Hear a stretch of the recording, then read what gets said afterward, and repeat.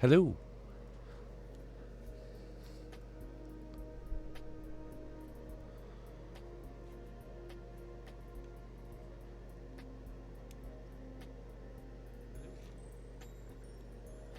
Echo, echo, echo.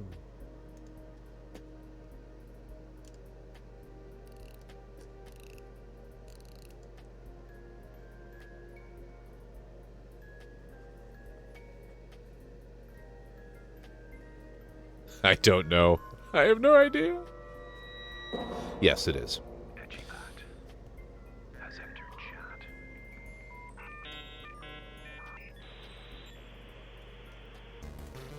Drift has connected to chat at 56k baud.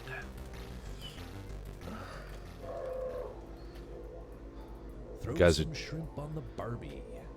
TJ, the man from down under, has entered chat. The timing's you're timing this well. You're timing this well. No overlap. Subtle overlap, which is good. I'd like to see you guys working together for a common goal.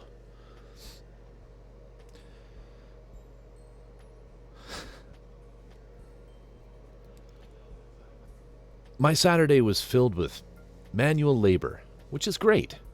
Nothing like doing demolition work in your yard in the blazing sun.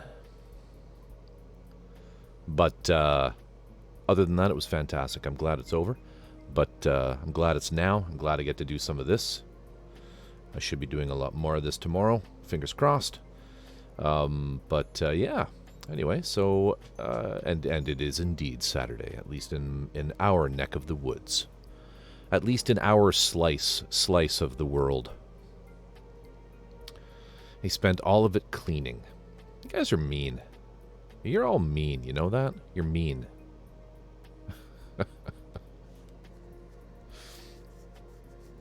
You know, I would have started the stream earlier, but I actually I have no idea where I've put my glue. I mean, I have another one that I can open, but I just have fucking no idea. TJ, good to see you. TJ, Resin Master. Those are some good-looking casts that you posted up there in Discord. So I'm glad you're getting the knack of it. Glad my maths helped. My maths, they're there for you too, Etchibat. I know you struggle. The struggle is real. Ratios, man. Hard. They're not hard. And White Wolf, good to see you. Good to see you. Good to see your name in the chat there. Sorry, would have replied, but I was cleaning oil paints off of paws. Oh, yeah. Animals and oil paints are somewhat incompatible.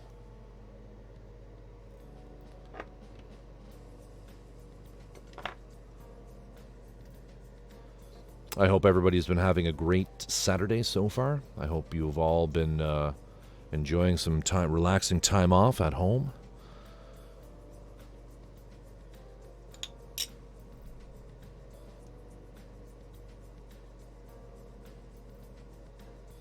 Wait till something goes wrong. Hey, it seems like you're doing a good job.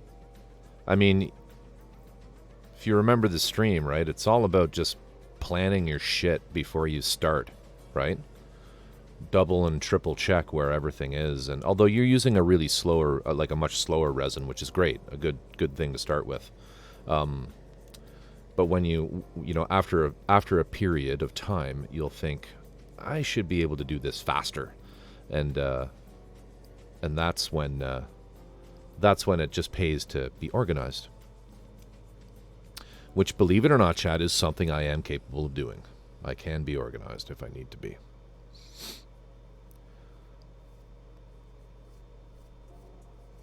In fact, it's kind of weird. Your silicone and resin is almost the inverse of what I have. Where my silicone is really slow, but I was looking into that pink silicone that you have.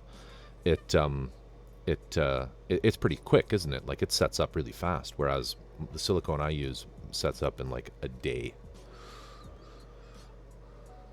I cannot find music I like in this pretzel application.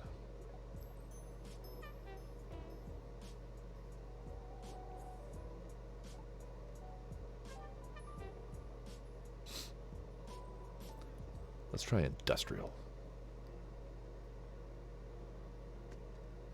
Measure once, cut twice, sweep up the pieces. That's right. That's right. That's good. And the proverb for welding is if it sounds like bacon, it's good. If it smells like bacon, you're on fire.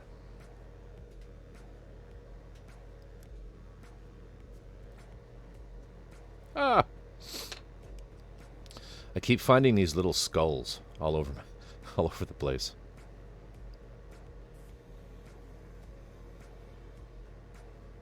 There's tiny little skulls everywhere. This is tonight's giveaway.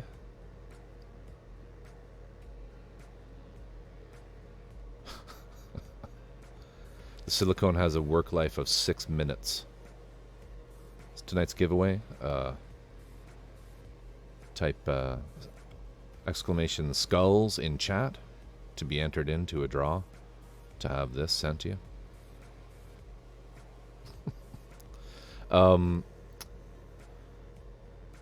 The silicone has a work life of 6 minutes. How do you manage to vacuum it and still pour it? You wouldn't be able to. You need to get slower silicone.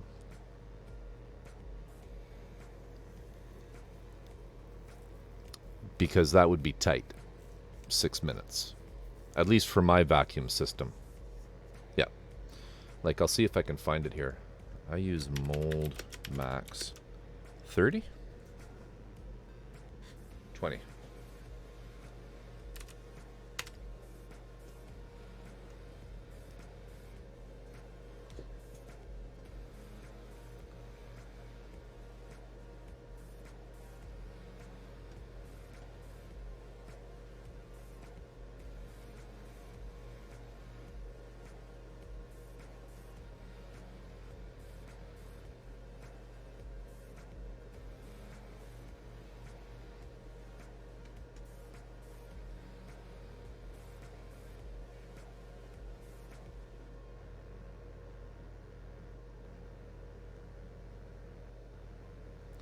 Where's the data sheet?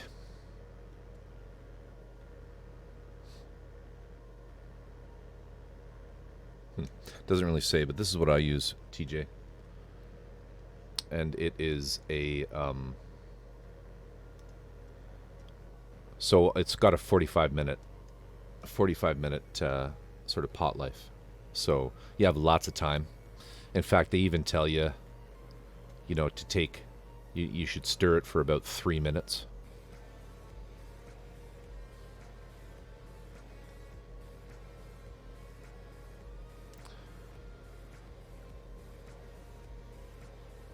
And overnight, 16 hours cure time. So it's a lot slower, but it just gives you that extra bit of time to do if you're doing the vacuum degassing. So keep an eye out for that kind of a thing. The molds, the silicone that you have, though, there's nothing wrong with it. Like, use it up with what you're doing with just pour molds. Why not, right? No worries.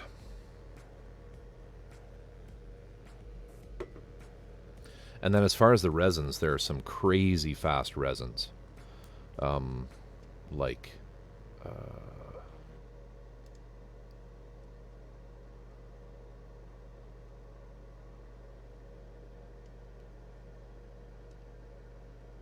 I didn't really talk about it when we were doing the stream about resin, but there's also 2 types of silicone.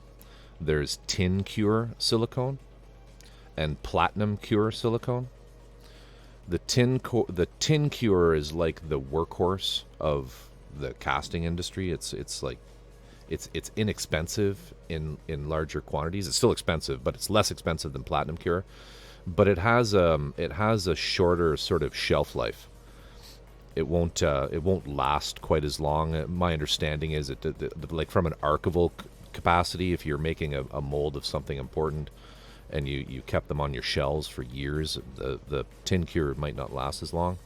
I don't think the what's the other thing about it too? I think you get more shrinkage with tin cure over platinum cure, like over time. And I don't care. I like talking about resin. Hee. Yeah, but there's platinum cure. So, I mean, if you're just making simple, cheap molds that you're just like goofing around with, just messing about, and you have a supplier of molding products, you should see if they offer, like, make sure you're not spending that extra money on the platinum cure stuff if you're just doing testing and learning, because you can save yourself some money by making sure it's the tin cure.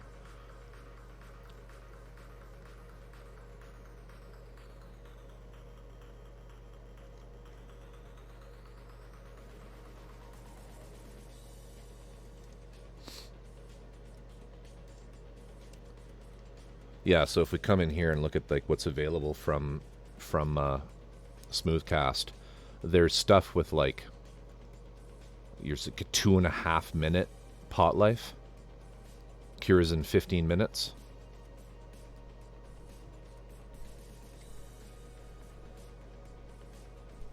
Really, really fast. Like, how do you even mix it? I don't get it. It's crazy. It's crazy fast. But I use this one. That one there. Because I find that's a good amount of time. I can get everything where I want it to, and in my pressure pot easily within 7 minutes, and then waiting 30 minutes is that's easily done, right? Yeah. So, but then when I started, I use this one because it's just, figuring shit out. You have that extra little bit of time. Yeah, the dragon skin is pretty cool stuff too. That is I can't remember what that is. I've never used it. I see it on the shelf. That's more for doing like life casting, isn't it? It's still kind of soft. It's still sort of soft. After 30 minutes, like it's definitely hard to the touch, but you can bend them very slightly still. So I usually won't paint anything for a day, just to let it all off gas and all of that. So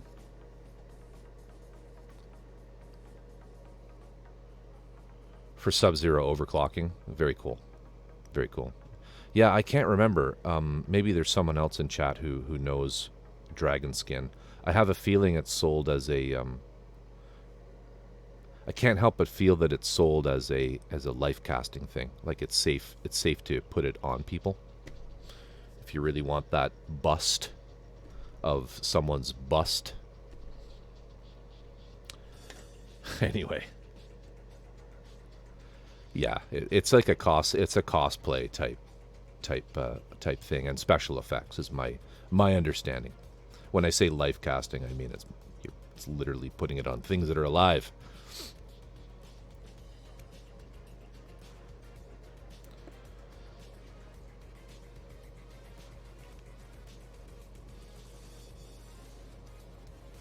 Like, listen to this. This is supposed to be their industrial channel. Let's just go to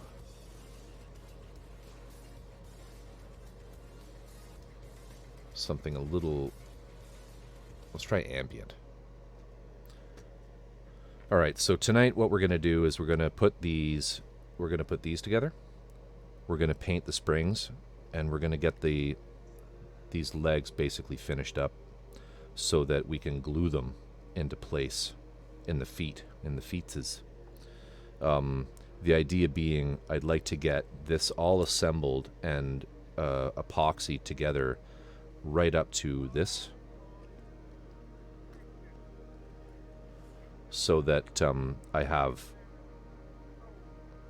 something actually accomplished. I jest, of course. We've accomplished a lot. But I'd like to have this kind of base ready because I want to, when I'm setting and pinning the arms and that aspect of it, I need to be able to see it in the context of the rest of the model. So that's what we're going to do. But I want those feet. I don't want to be having to pick this thing up while it's all glued together to stick shit on the legs.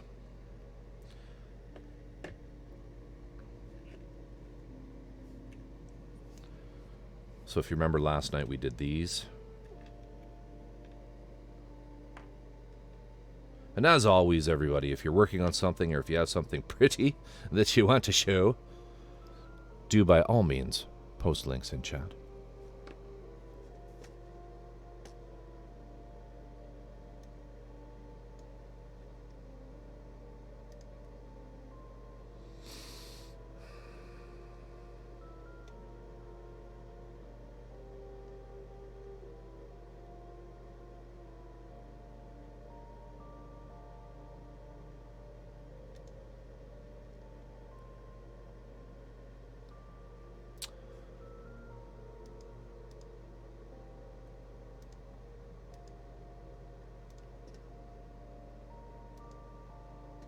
Let's get my reference open here.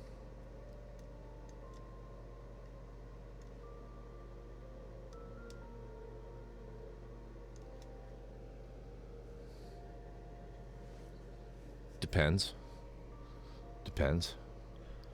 You don't know what I'm into, White Wolf. You don't know me, man. That might totally be my jam. You found my fetish.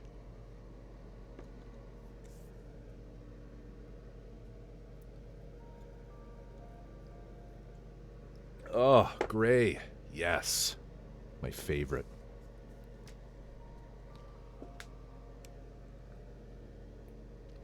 Oh, and while I think of it, catching up on a few things, if Drift is still listening, there is a web shop called Industria Mechanica that makes some amazing garage kits, we'll call them. Garage kit resin kits. They're low production number, completely hand mastered, hand modeled, scratch built kits that he then would have professionally cast, and he sold them. It's things like the Rook that you've seen on my stream. That's the one with the yes. I'm sorry you're broke too, because I was about to say he is shutting down that side of his business. I don't know if you're still there, Drift, but you had asked what the deal was, and I said I'd mention it on stream. If you missed it, I'm not repeating it. But he basically COVID kicked Michael pretty hard. He didn't get COVID or anything, but business-wise, it was absolutely deleterious to his business. He couldn't get anything in stock. He couldn't get kits in. But people had no idea what they were doing with so he couldn't get anything cast. The things that were being cast, he couldn't get shipped because he wasn't casting stuff in the United States. It was cast elsewhere. So because international trade kind of stumbled a bit there at the beginning, he was affected by that in the sense that he could still receive the parts, but to the way that they would have had to been shipped for him to get would have just blown the price out of the water. So he had no choice but to basically say, I'm going to leave these in the warehouse. He then also saw most of his customer base disappear because a lot of people had some very major questions, and when everything was shut down as to, what their future was going to be financially. And the result was, a lot of his sales, people were canceling on pre-orders that had been placed, and he felt obligated to honor those, even though the policy was that he didn't, just because it was a giant shit show. So he kind of then made the decision, like, do I want to be doing this still? Do I want to be continuing with this? He was also making some ball jointed dolls on of his own design that he was selling on his Facebook page. For some reason, he never put any of his BJD stuff onto his Industrial Mechanica page. I'm not really sure why. Maybe he just thought that was not the right audience for it. I don't know. And when I say BJDs, like, I'm not referring to the stuff that you're seeing on his Patreon now. I mean, like the mecha type stuff. But he was doing like fairies and things like that. So that's sort of like, in a nutshell, what led him to kind of think, why am I doing this? It's not growing. The business isn't growing. He never really could get the traction that he wanted. And he also, one of the whole things with Industrial Mechanica was he would find IP that intellectual property that he liked, and he would make an arrangement with the artists who created that stuff to realize their kits in 3D models, right? And he said, like, working with artists can sometimes be a bit frustrating.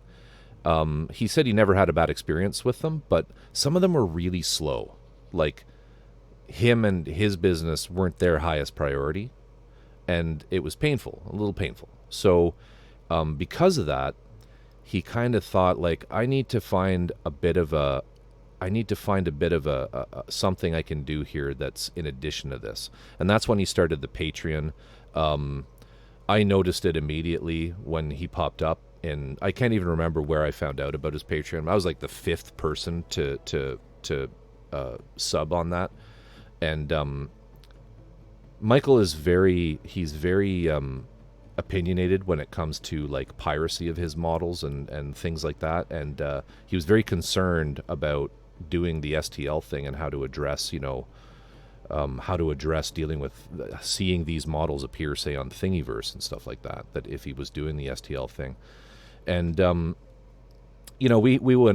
have some very, very long, like, wall of text dialogue from him, between him and I, when he first started his Patreon, about the right way of what is to be expected. And I kind of just said, look, like, yeah, I mean, people are gonna steal your stuff because it's free, right? It's quote unquote free. To them, they have this STL on their file. Why not give it to their friends, kind of thing, right? But what you need to do is understand that while that might be happening, there could be a way of capitalizing on it by creating merchant licenses. And this is what pretty much every other scale mini person that's doing the Patreon thing with scale, like tabletop gaming minis does, is they say, look, yeah, I know my shit's going to get copied. It's going to get out there. It'll get around to people who want to do that. I can't prevent that without basically hiring a team of lawyers and doing that whole Eagles thing, right, where I have a warehouse full of people who are constantly looking at all things to make sure my content doesn't show up illegally. But so he did the merchant license thing. I don't know how that's been working for him, but he felt like that was enough. Anyway, regardless, he just decided, look, I'm just going to do this. I'm going to just do this full time, and I'm going to put the models that I make on Patreon after they've kind of flipped over through the Patreon circle. I'll put them up on iMech and sell them, and that'll be the main source of income. But the reason I was kind of saying, hey, just you like that rook, you might want to get the rook there, there's only a few left, is because he has straight up said he will not be continuing any of the resin kits that he has sold once they sell out. Once the existing pre-orders that are waiting to come across from Asia or wherever they're being cast, once they get onto his site and sold, there will be no more orders of those. And in addition to that, and this is the kicker, is he will not be making STLs of anything that was ever sold as a resin kit, a classical garage kit resin kit. So if you see something that you liked, or if there's something that you coveted from Industria Mechanica, buy it, because they're going to disappear. Maybe they'll reappear on, maybe... Have a conversation with Michael one day, Jeff, and you'll understand. He's an intense man. He's an intense, lovely, but intense kind of guy. And he just basically said, I'm not interested in well, first of all, I don't think he's interested in remaking stuff that has been done. But yeah, they are US. They are indeed US. I can link it to you. I mean, there's some cool stuff. The fish sub. Yeah, but now that he is making content, like he made the squid. I think you follow him on Patreon, don't you, Drift? Like, you have those kits, right? Because he did a squid sub as well, which he long promised to do as a garage kit, but then did expand on that when his that was, I think, the third model in his Patreon. Yeah, you back him, yeah.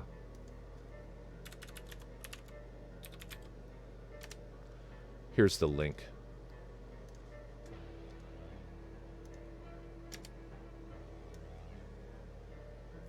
I mean, it's really a shame because, there's really, not a lot else out there like what he does. But I got to admit, some of the ball-jointed mecha that he's doing, they're really cool. And I'm definitely going to be printing some of those when I get the printer up and running again. I have a lot of his stuff. I have the fish-shaped submarine.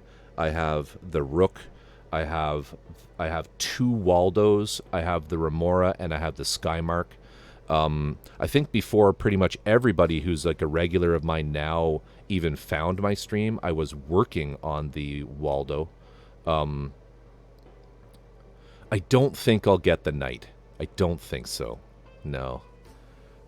I was kind of a little serious when I said, and I know it's still a lie. In a month it'll be a lie. But right now I'm still a little serious about, what I just bought that I told you about. I gotta stop. I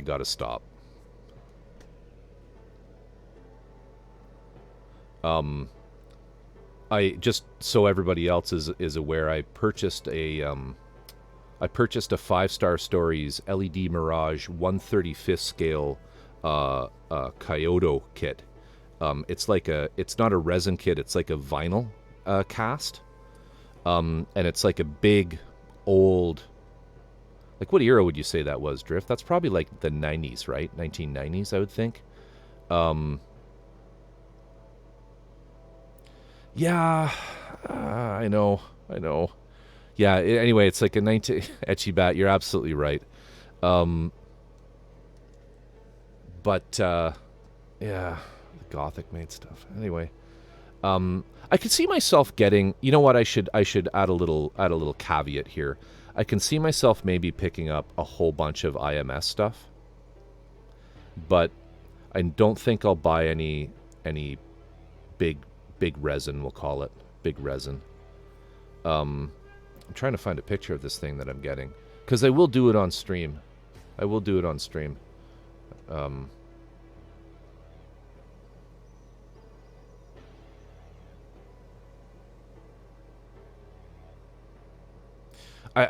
probably end up buying multiple hundreds of dollars worth of kits, but I don't know if I'll get multiple. So this is the eBay that I got. Why won't you let me log in?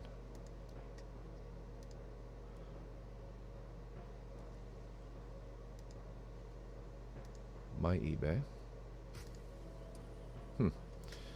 Let's do it this way.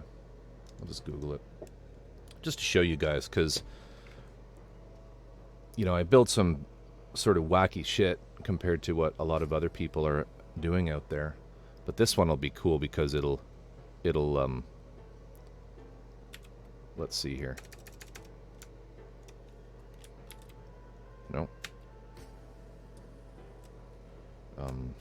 Kyoto 1/35th scale. There it is.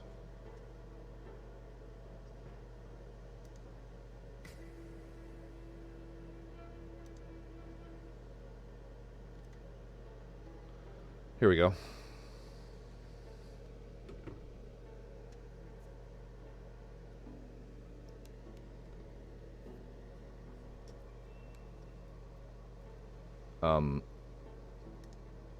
Terrible photos.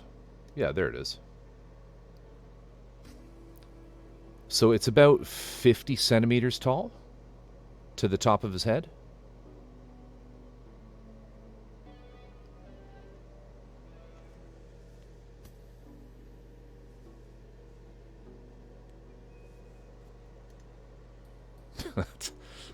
Super well packaged.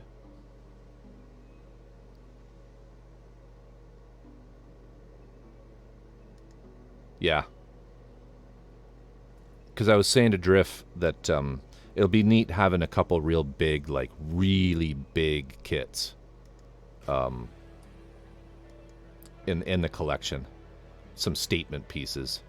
But at the same time, 2, maybe 3, maybe you'll get one more. I mean, I have another very big kit coming in later this year at some point. But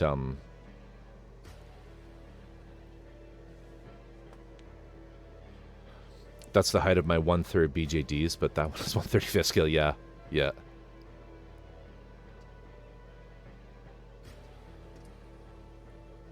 Oh, motorbike kit. $1,200. Yeah, this was $800 US.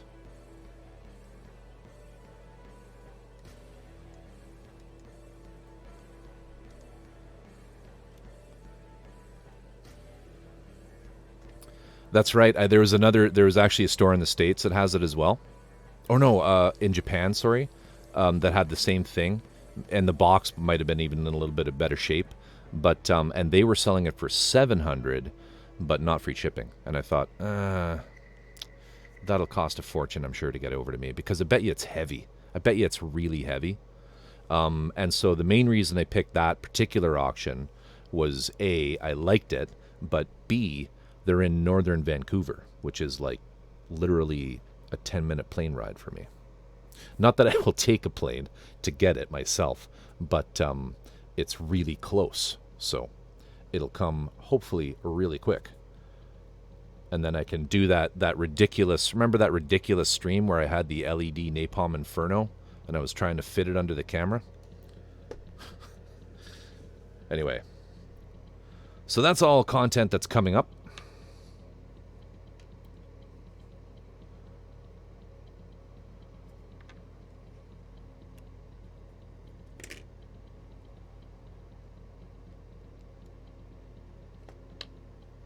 Fit a finger on camera.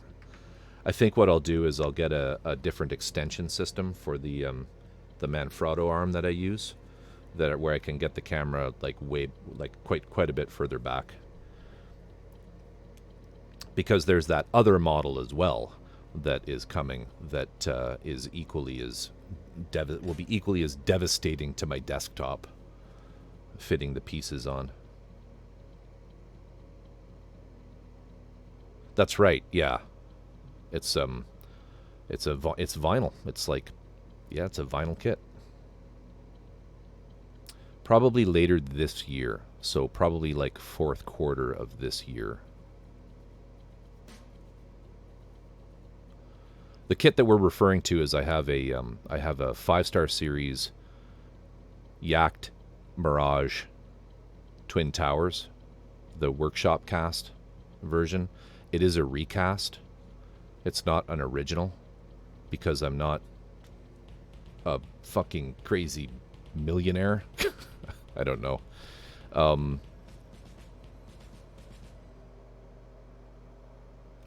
Yeah, I don't know. I closed the page. We could have zoomed in on it. But anyway, yeah, I have that gigantic model coming because one of the recasters decided to do one, and I'm like, yeah, I'm just gonna get that because I will never.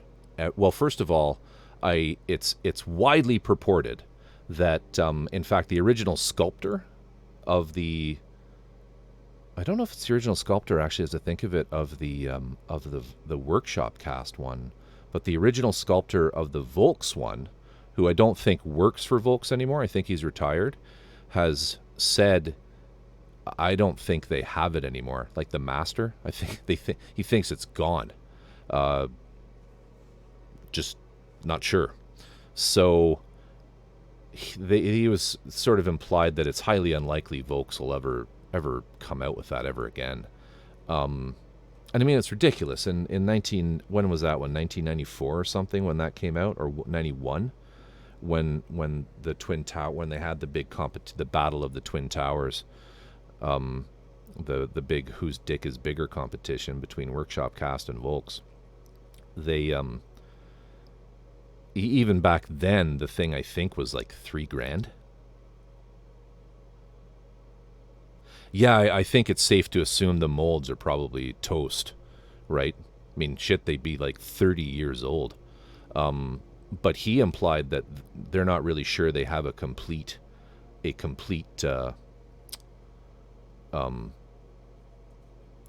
master even. Now, I don't know though about Workshop Cast. But here's the point. Here's the kicker, everybody, because I know some people aren't cool with recasts. Despite how much you try to justify it,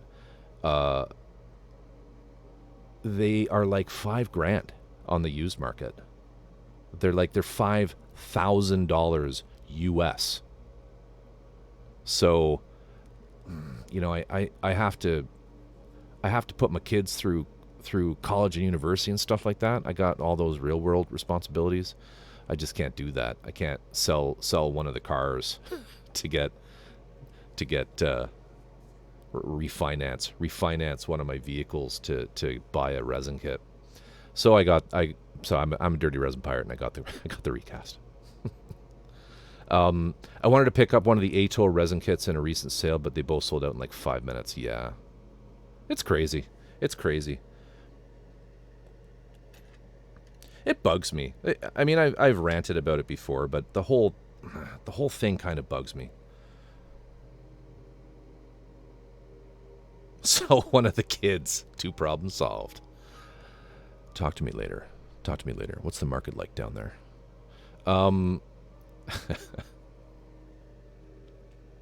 Anyway.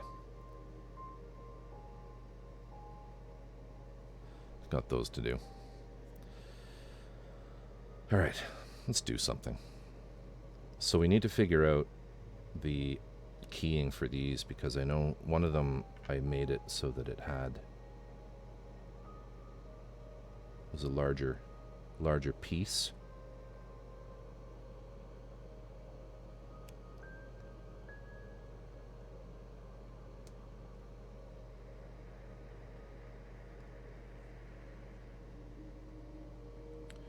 Yeah, recasting is one of those things. I start talking about it and think I stop myself, because it's like recasting is, you run into a lot of different opinions, a lot of different ideas about what is good and what is bad, and it's kind of like the joke I had with Etchy in one conversation was, it's like religion, politics, and recasting. Just don't go there. Is it this one that goes? Maybe it's this one.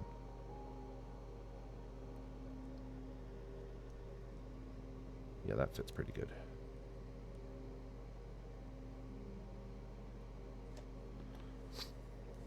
Plus, the kid size anyway. That's right.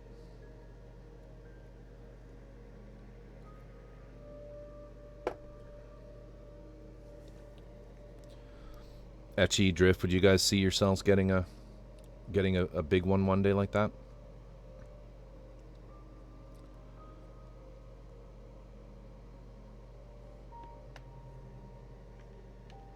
I guess I'm asking, can you get one so that I can kind of mentally validate what I've done?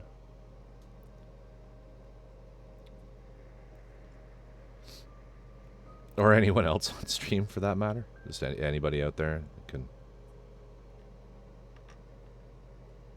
I've got no room.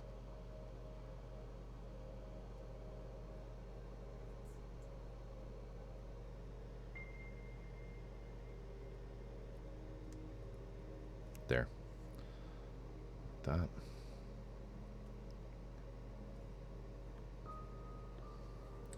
SH Studios 160 goof. Yeah. Yeah, you know, I mean, the conversion kits, the high end, you know, the PG grade conversion kit, you know, builds, they with the extras, all the extras, they add up quick too. You're absolutely right. I'm not familiar with them as much as some of the other conversion kits, sorry, that I have, simply because I'm just gonna stay the hell away from that because money. Let me look at this here.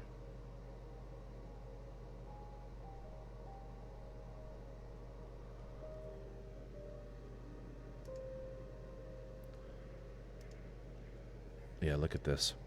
TJ, you'll like this.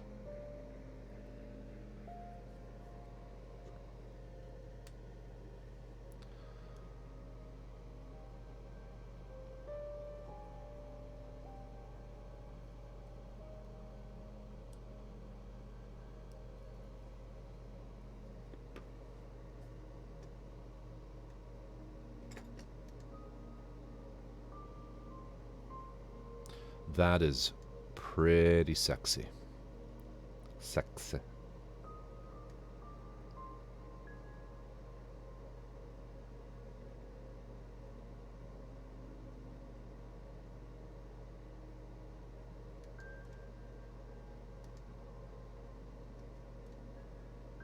Yeah, for you, I mean, it's so nice. But now here's the problem, right, that White Wolf is addressing is this is just for the conversion kit, right?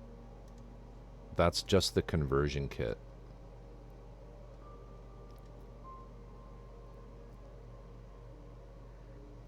So you still need to get this.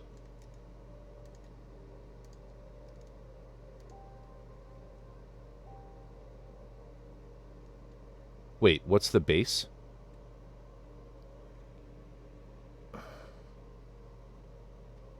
He didn't skip leg day. Base is a PG Zaku.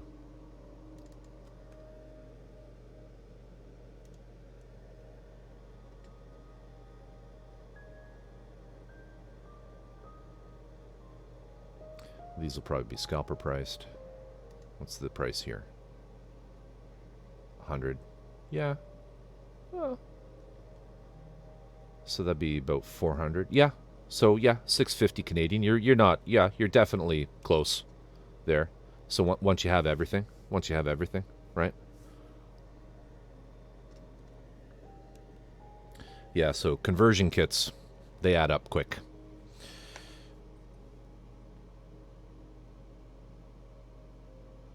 All right. So need some springs. I've mixed all my springs up though, annoyingly. Oh, and I forgot to show you guys this.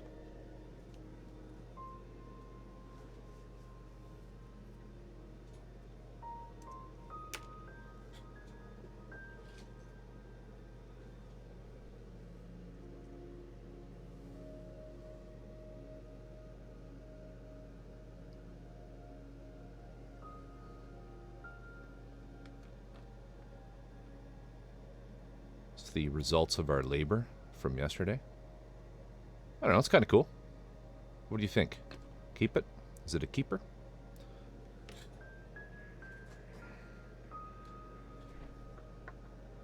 That versus this.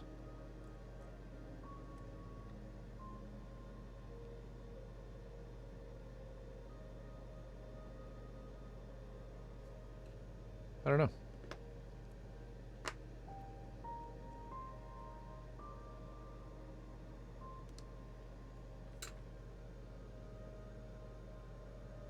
I'll probably hang on to it.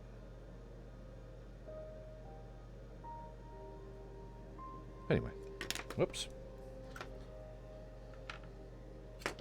Drop.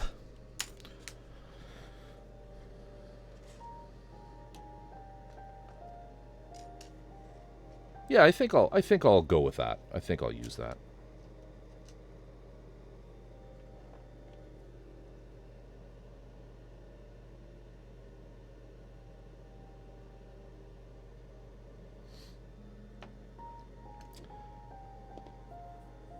When you scratch build like that, you always have to paint it. You've got to paint it gray before you really make a decision because... Okay, so these... Oh. Of course, everything is a different length. Why do I have 5? Oh, 1 is for the gun, I think. Did I cut one for the gun? No. Strange. Good thing you don't need 6 of those. Yeah, you see that? That would be hard to cast. I would definitely take a different approach.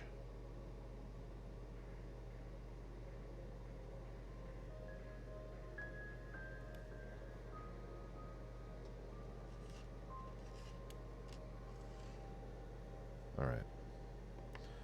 So let's paint these.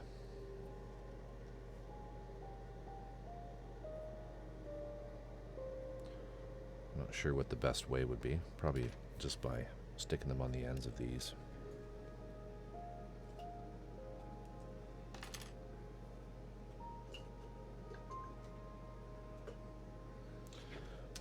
Just paint them black. Black primer.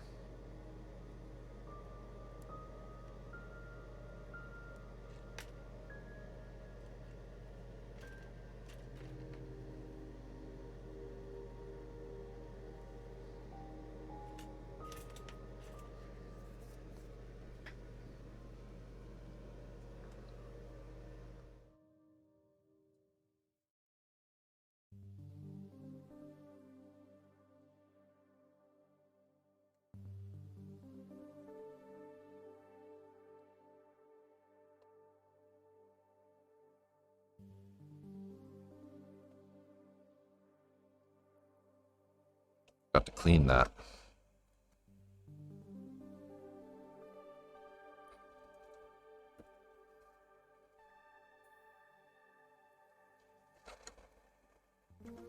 Just let it soak for a minute.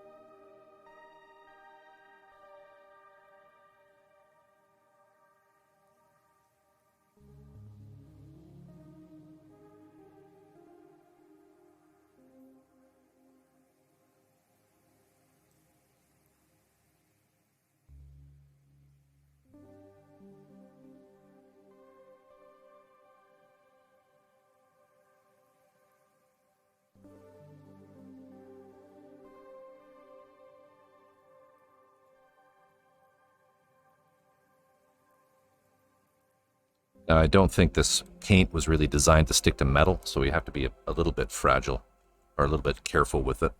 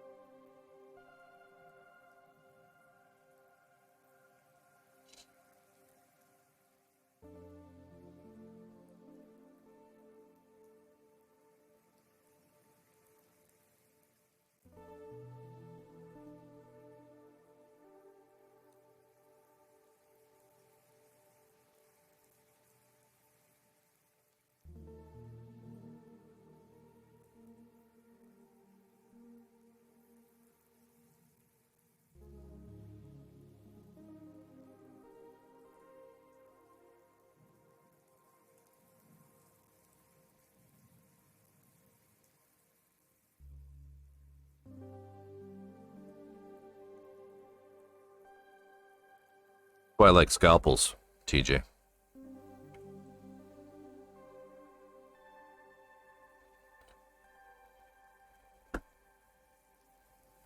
But here's a little idea for you. Take one of your hobby knives and make a little mold box, okay? Little tiny mold box like the size of a die, and stick the end of your scalpel in it and pour silicone in that little mold box and let it set, and you'll have a rubber cube on the end of your hobby knife.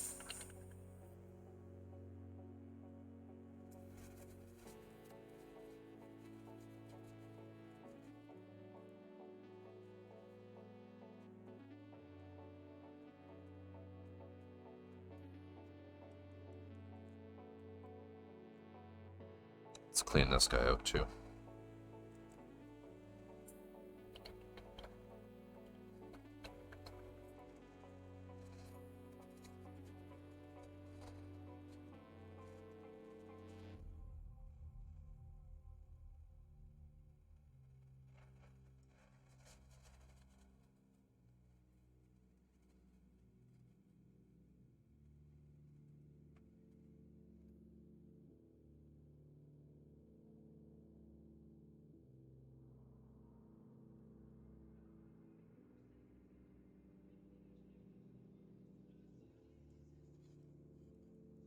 All right.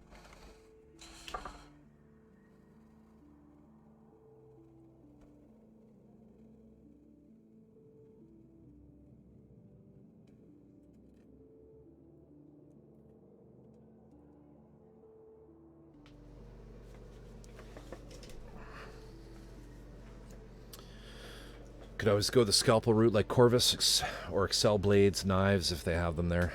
Yeah.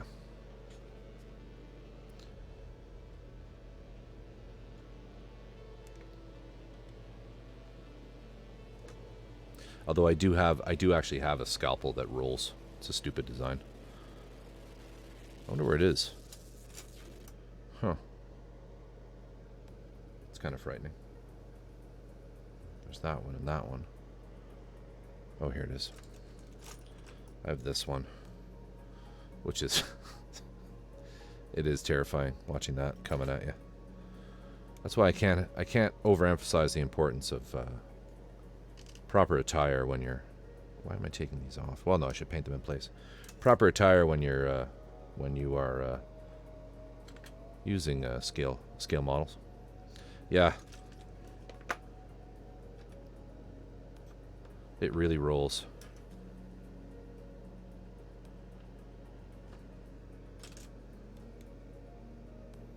And it's got a good amount of weight in it as well.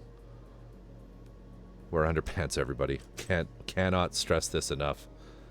The importance of underpants. What is that familiar to, that line? Oh, it was during Deshen's watch party. I cannot overemphasize the importance of a proper building inspection upon purchase of a property. You can find all kinds of crazy shit like rotten floors, extra rooms in your basement. That was the biggest LOL of that movie, was they didn't realize there was a basement. Oh, hey. What are behind these boards behind this behind the staircase? Oh, it's a basement.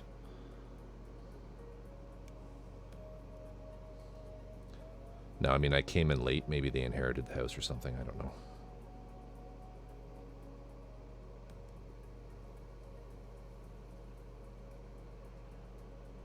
That's pretty good there, like that.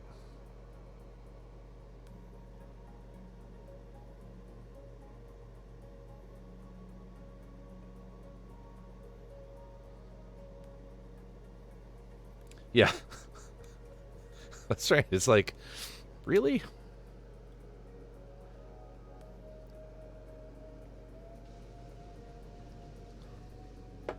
Like, let me ask you guys. I mean, Drift, Etchy, when you bought your house, did you, after you moved in, did you discover other rooms that you didn't notice?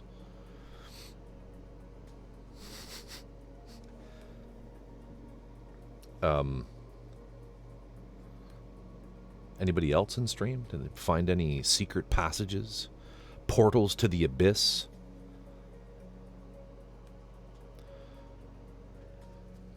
Pits of infinite depth? It's that YouTube video, I can't remember. It's a really funny one. It went pretty viral about there's a pit. What's that? Oh, it's a pit. It's just a big gaping hole to the abyss in the middle of their living room.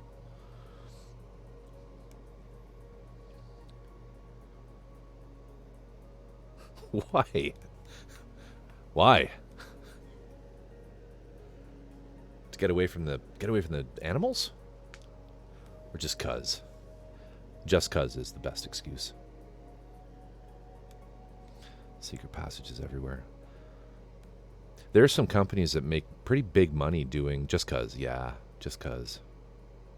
There's some companies that, some carpentry and home, like home construction companies that make pretty good money specializing in just like secret doorways.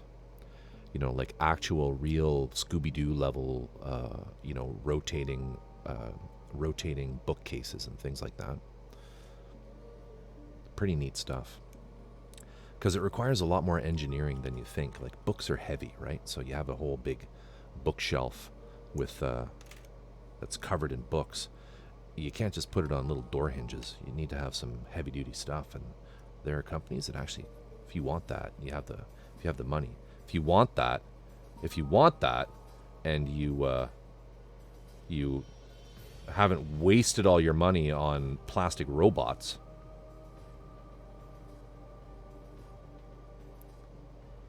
Yeah, I've seen a few as well. Around these parts.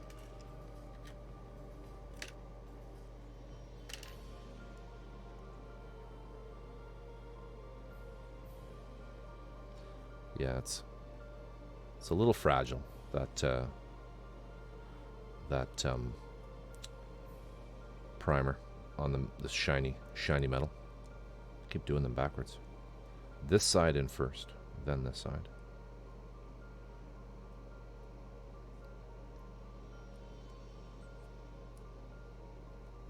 Doesn't matter, they're going to be painted again. Oh, come on.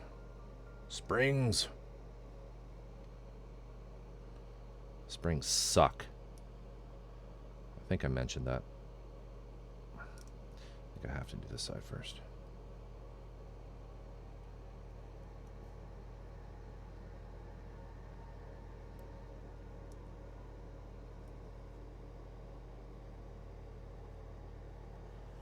Nice.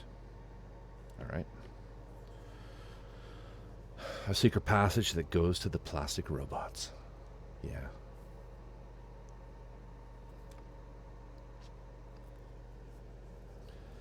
I see now that would be a badass workshop, like an Addams Family, where you have to go on a big ride to get to the workshop, and it's hidden.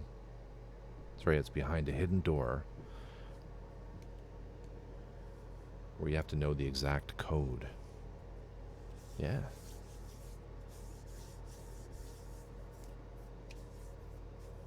That would be cool.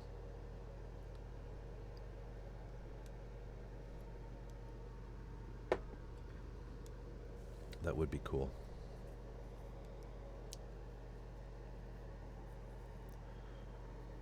Start small, though. Start small. You guys can do it. What I suggest, what I want to see have happen is the Han Solo door. I have expectations of you both that you create the life-size, door-size Han Solo encased in carbonite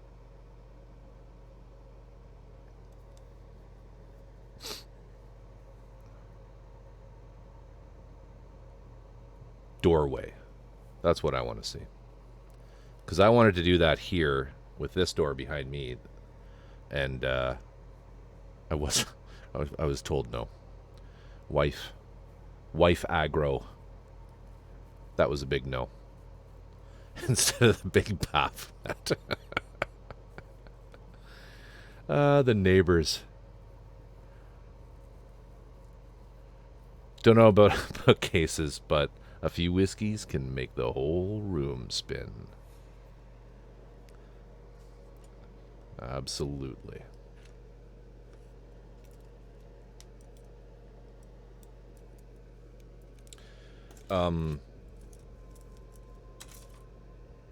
Funny thing, I actually have the STLs for a full-size Baphomet as well. Let me know.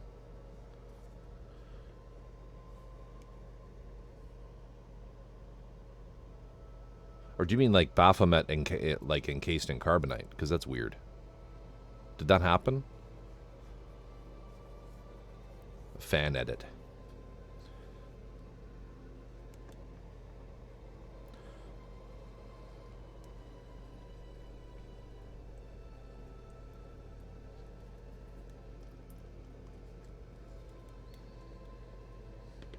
The springs kind of have these sitting up a little bit, but I think I'm going to leave it.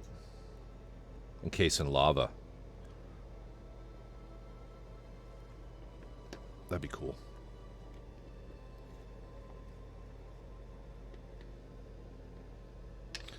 So let's just throw some of the, what's this color? Metallic gray. It's a Tamiya metallic gray onto these springs. That brush will do.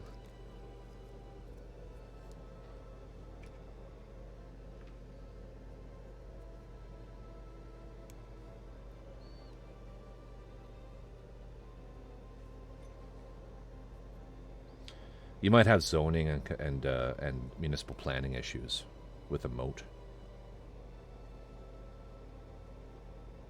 unless there's some kind of loophole where you could throw a few koi in it, you know, and it's a water feature.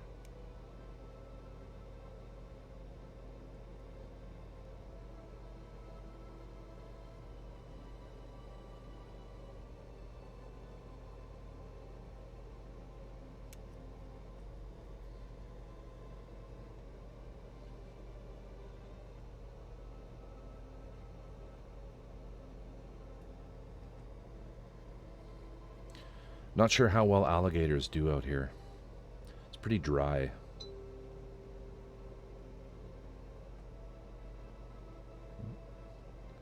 That was Twitch reminding me that I'm on.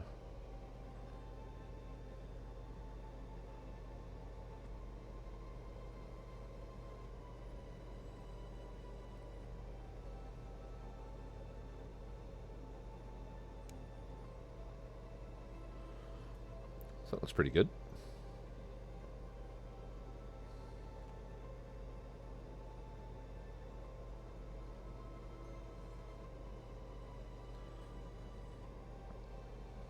Also, last night's little whoopsie with the clear coat not being quite cured enough when I did that second layer of paint. I'm positive that that was the reason now. Positive. Because there was another piece that I tried today.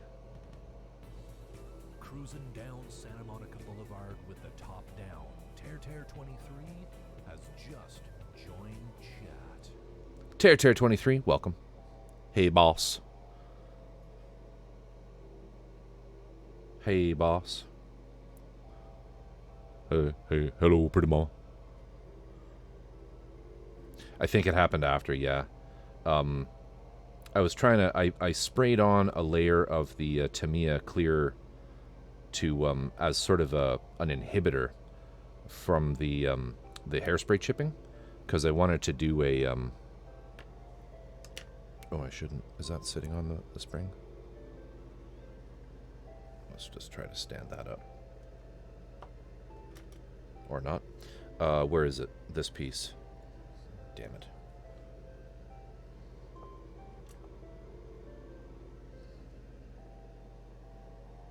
I was doing this.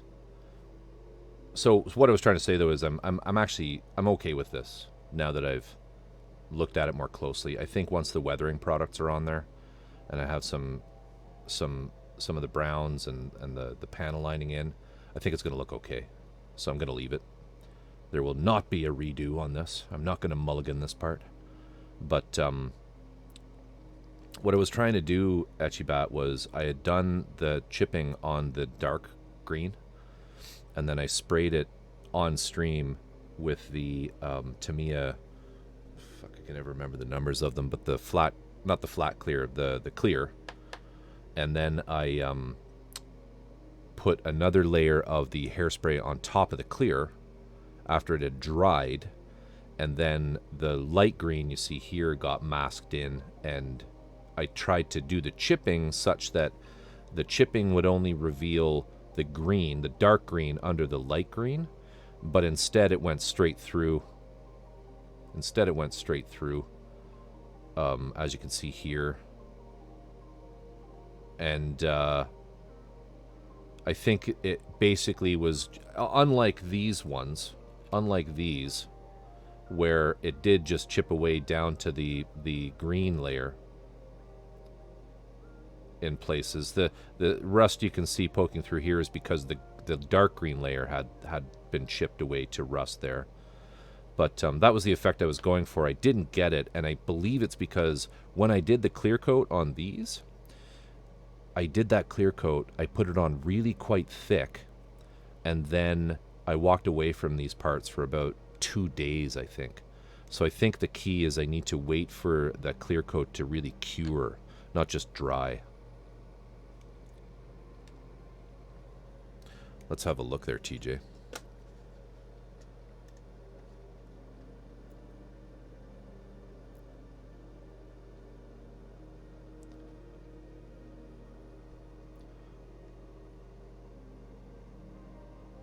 So good. That's really nice. Do you have that one, TJ?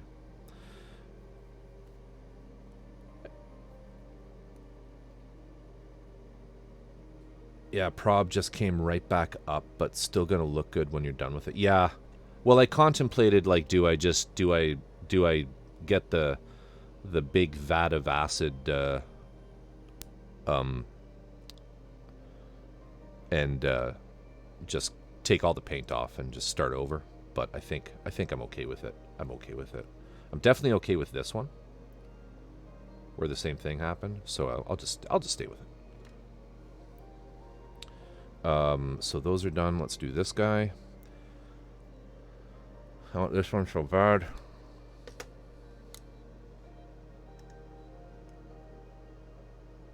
Oh yeah, that's nice.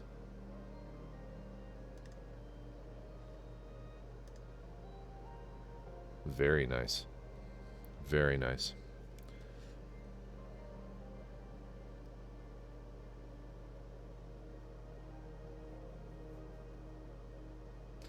What's the camphor from? What series is that from?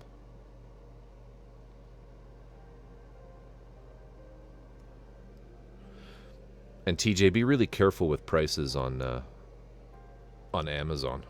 I don't know what it's like in Australia, but in the States, it's and in Canada, it's all scalper pricing.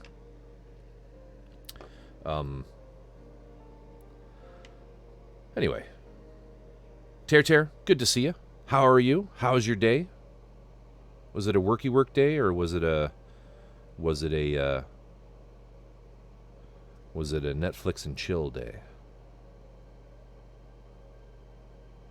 And I do really mean just watching Netflix and chilling. They just aren't available. Yeah. Work day? Sorry to hear that.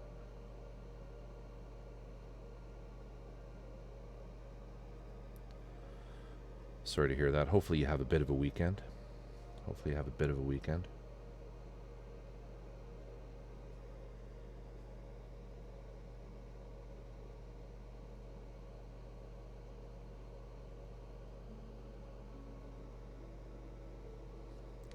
I'm doing great. Thank you for asking.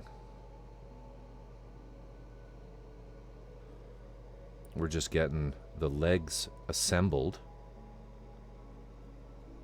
And I would like to basically glue them in place how I want them, so that we can start building the upper torso of this guy, because we're coming up on a point where we're going to be at the arms, and we'll need to make some decisions on where and how the arms sit.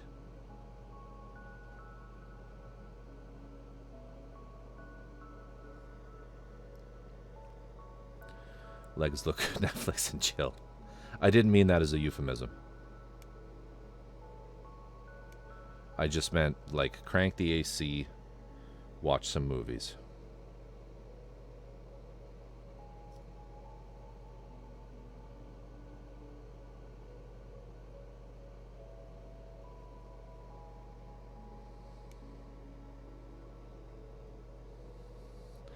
Can't see his legs, just the head.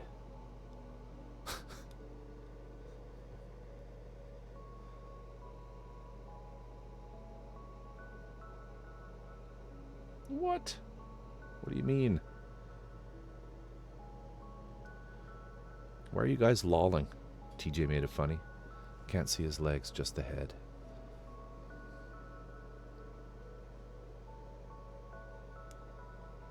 I don't get it. I feel left out now.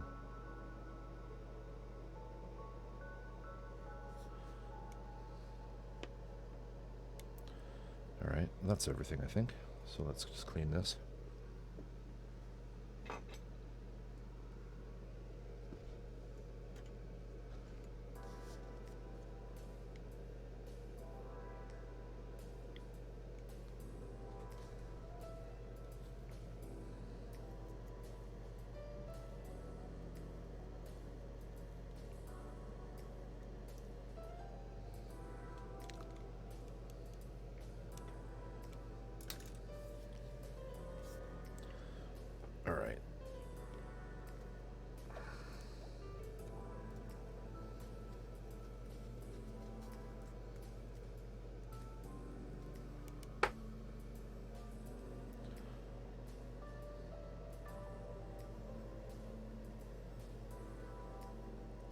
Oh, I missed that. Nice legs. I get it now.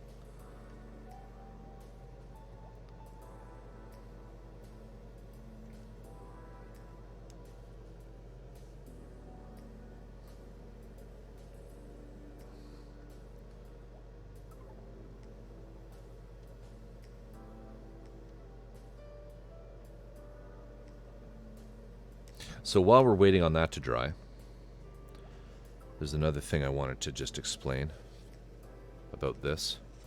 Get it out of the way for the benefit of somebody who just got this model.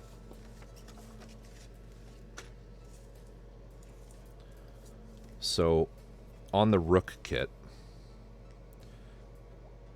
now that you have it in your possession, Drift, you'll see that these pieces, these exhaust ports,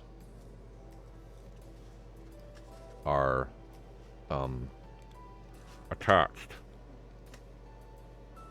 Sorry, my chat's falling here. Alright.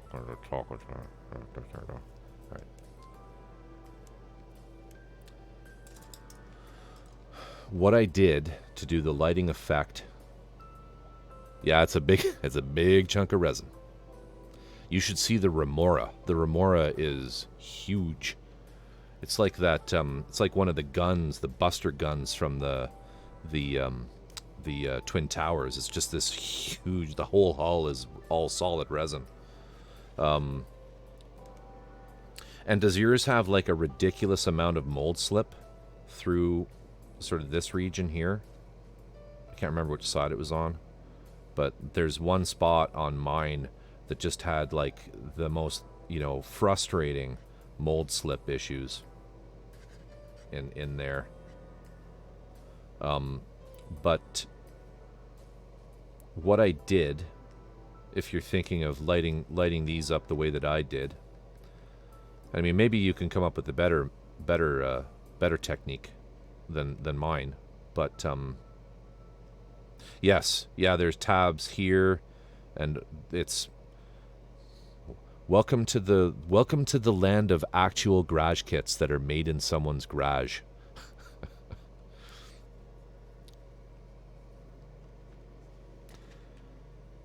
Putty. It's your friend. And sanding. Lots of sanding. Get yourself one of these.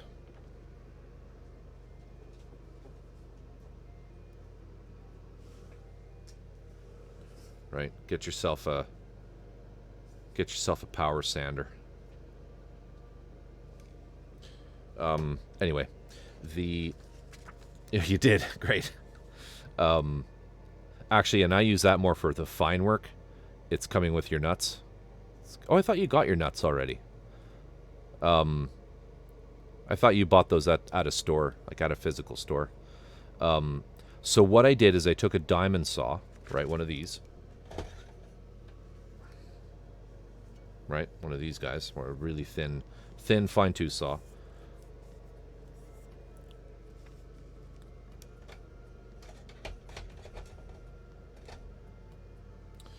Oh, I should have known. You've never seen anything like that.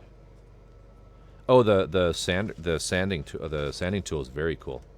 I have only found them in Japan. I have not found an American purchaser. Got any recommendations on where to get one of those in Canada? The saws? I just got it at my local hobby shop. I can give you. I'll post a link to that. Actually, maybe they sell them. I do know they do mail order White Wolf.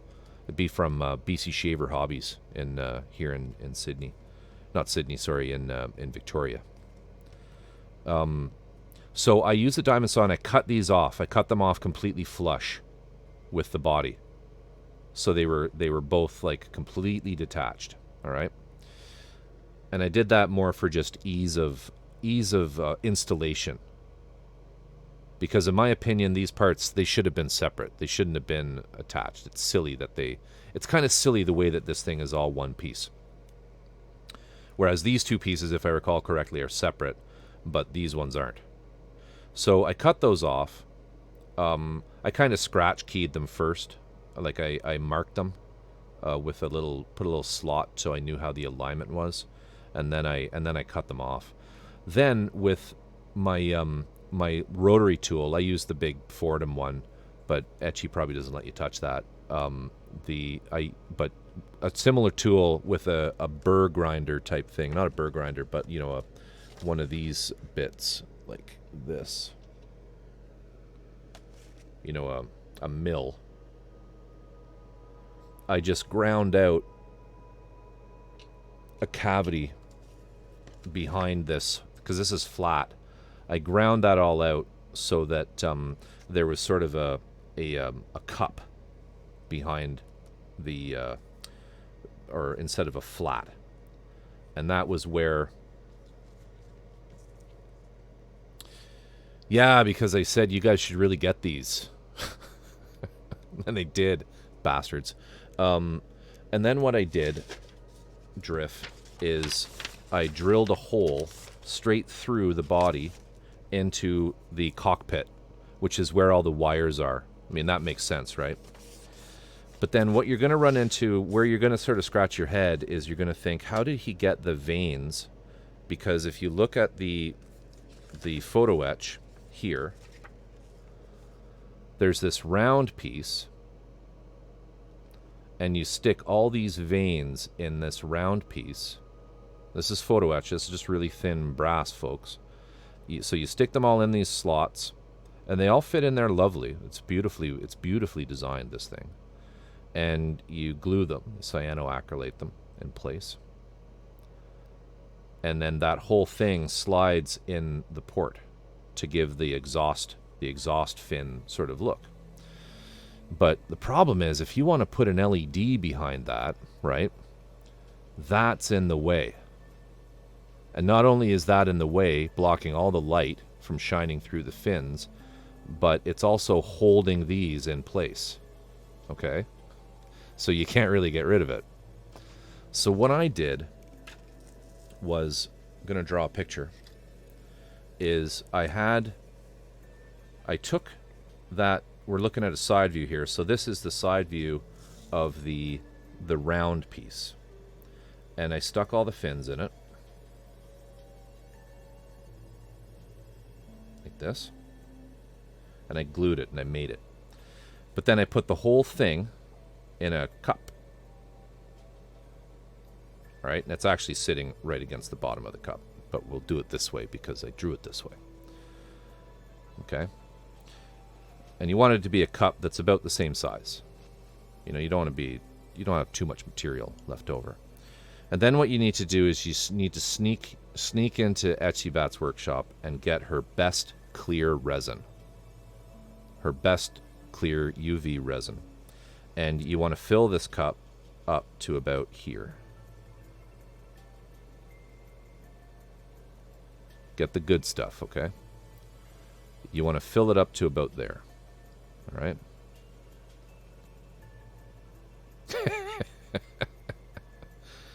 So, Drift, after all of the secret passages have been installed in the house, you might have a better chance of getting that resin. And you're gonna fill them up like this, all right? And then you're gonna hit it with the tractor beam, or the ultraviolet light, and cure it all. All right. So you now have brass UV resin between each fin, and the rest of it is just clear. All right. And geez, just focus, White Wolf. Focus. You might have a rook one day. You might have a gun against you and be told how to make the light shine through the fins on the rook model. So then once you're done, okay, you're going to take this, you're going to get rid of the mold, all right, and you'll have this block of resin with the brass behind it. And then what you can do is you can kind of flip the piece over, like let's say it's this, and you're just going to grind away all of the excess resin that might be around the bottom of the piece, and get rid of, just like use a sanding disc, right, and just get rid of it so it's round again, the same shape as that bottom piece of brass, the round piece of brass. And then you're going to again take the grinder, and if some resin did go underneath it, you're just going to grind that away until you can see the actual brass piece, and then you're just going to rip it off. You're going to just tear the brass right off of the resin. Okay? And then you'll be left with the fins perfectly supported in a completely transparent piece of round, clear resin. So that's how I did that. Now you know. Now everyone knows. Because those things are so impressive and cool that those fins and the way he did it with the photo etch, you got to get a light behind them. You know what I mean? I really wish I had gone through the effort of doing the other two. Sounds too easy. I know, TJ. It sounds too easy.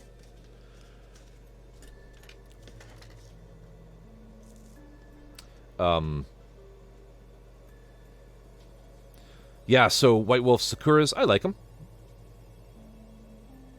I like them. What I liked about these, and the reason I have a bunch of them, is I used to do watercolor painting. I used to do a fair bit of watercolor painting. and you can these do not reactivate with water once you've used them. So you can sketch in pencil, outline in one of these or several of these, and then you can then hit it with watercolors and not worry. But I like them. I use those, and I use these too. This one might be a little dried out, or not. This is the Copic multi-liner.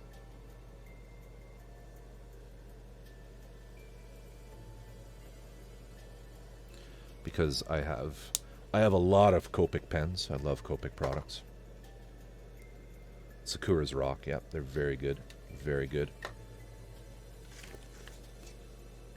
The Copics actually are probably a superior pen, to be honest with you. But they are they're a lot more money.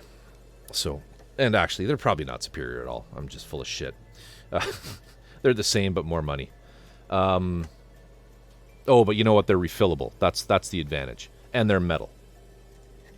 The multi-liners are in an aluminum tube, and they're made in Japan.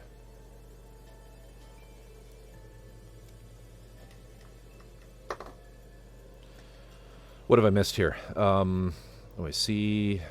Actually, you said something good to hear. I've been contemplating picking up some of those for drawing, being one of them. Yeah, they're excellent. They're excellent pens. Get a whole big set of them.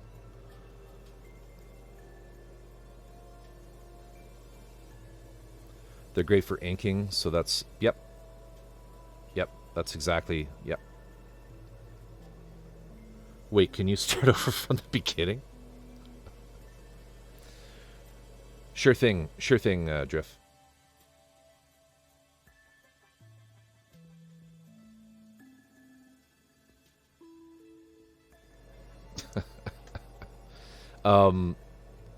Jack, welcome. How are you? How are you this fine morning? Hope you're doing well.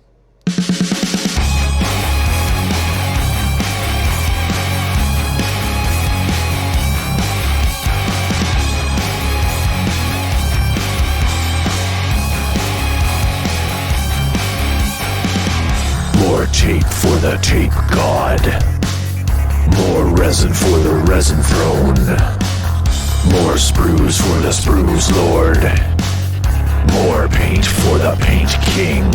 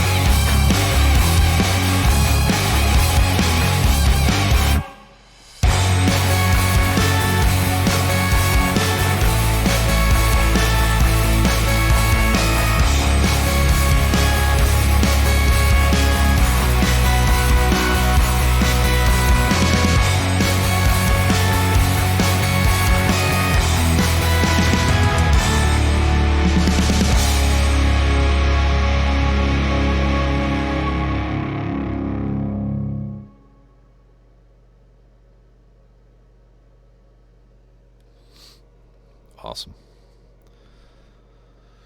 Drift, thank you for the redeem. Thank you for spending those hard-earned channel points. Tape Domo.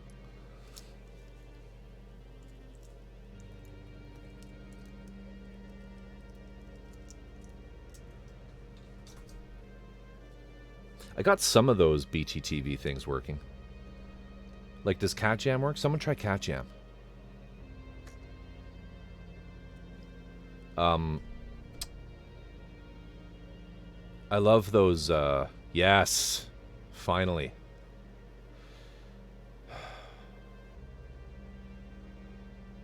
My work here is done.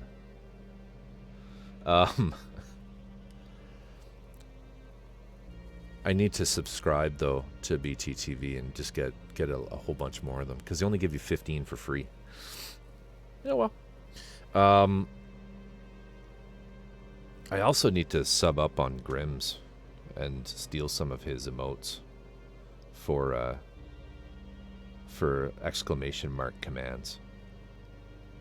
Because I love I love his emotes. They're awesome. And yours, Echibat, you have, in my opinion, you have god tier horns. They're the benchmark by which I measure all other symbols of this nature. Anyway, thank you for that. Thank you for that.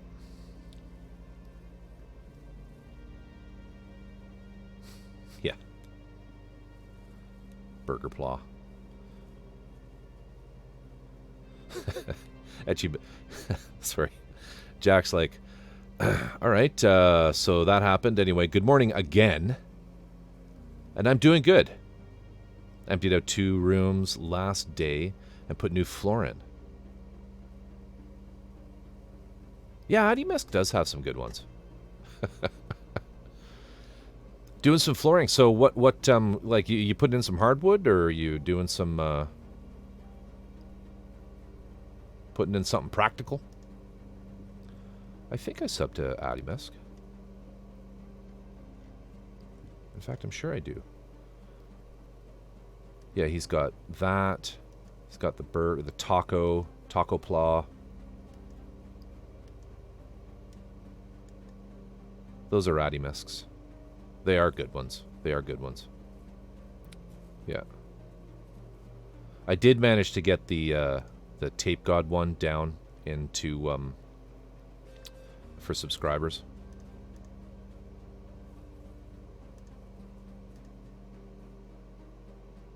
We got those now.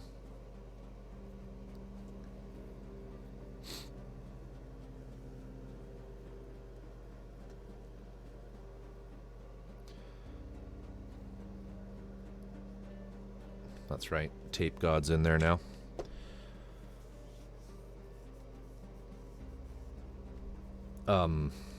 So those should be dry.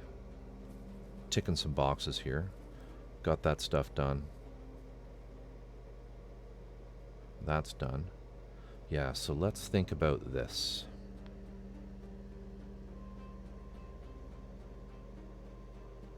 All right. So this is the front leg. So this is the one for here. No, that's the back leg. Duh. So that's this one. Praying to the Tape God.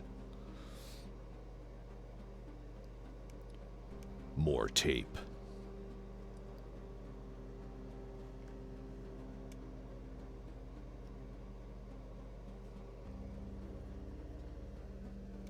I'm not the streamer this... No, I'm not going to do that. I'm not going to do the Batman thing.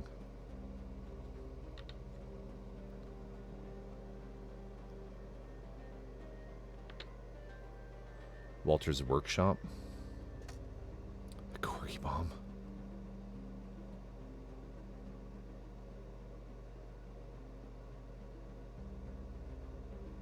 Toview. Etchy, you've got to know about some good corgi emotes. You and Drift got to know some. That is a pretty cute one. Corgi, yeah, that's it there. Yes.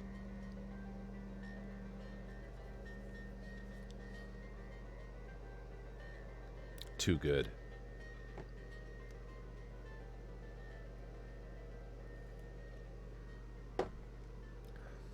Here they come.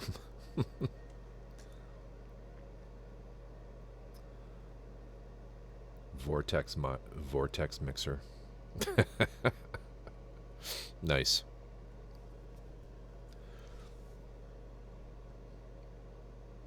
Those are the only 2 corgis. I have a bunch in Discord. I'm not sure where I got them. Actually, they're from the EVE Online video game Discord servers that I'm sub to. That's where they're from. So they're not really Twitch things. So before I do that, I should put this one in.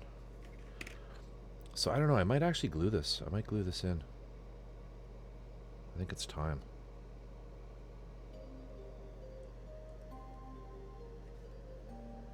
That's going to go in there.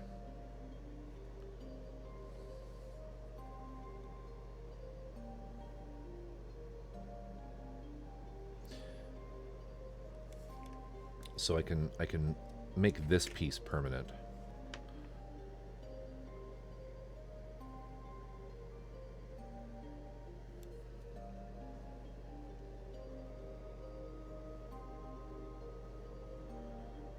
Let's do it.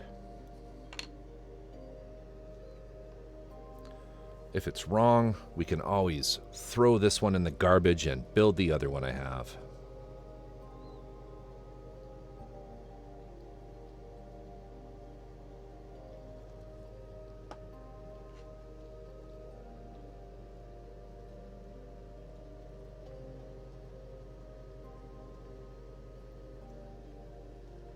Like that.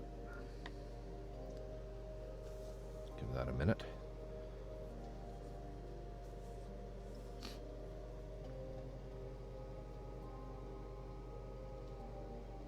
You know, the other thing we need to start thinking about is what's this thing going to be sitting on? What's it going to be standing on, you know?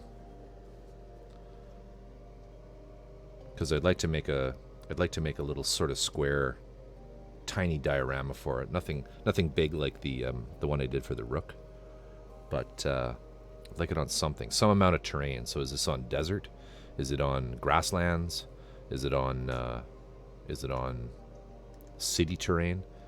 It's kind of more grasslands maybe with the terrain, with the, oh, hang on.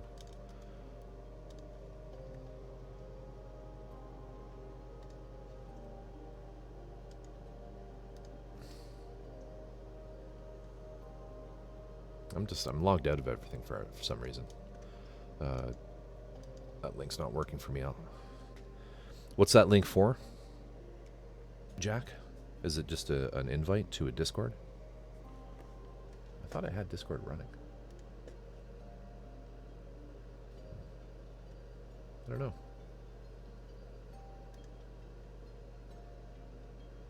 Oh, I see. You've posted the pictures of the room.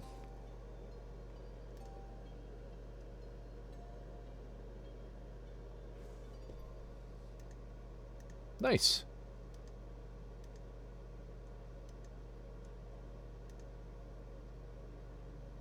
That looks like a nice little hobby shop. Nice little hobby room.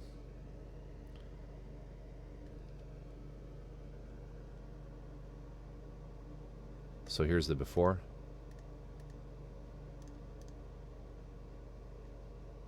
Here's the during.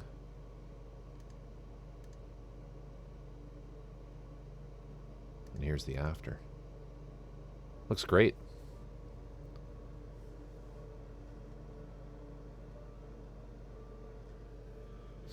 I'll zoom in and scrutinize things more closely later. Like what with stuff on your shelves and stuff, you know.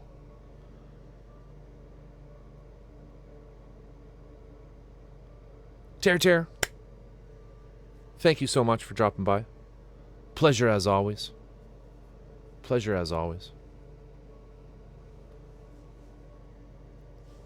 That's husbands. Mine will be a little clearer.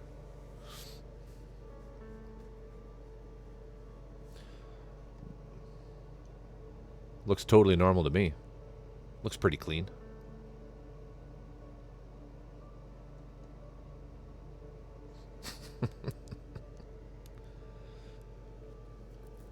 Take care, Tear. Much love. Thank you. Okay, that's glued in there. So now let's get this guy done.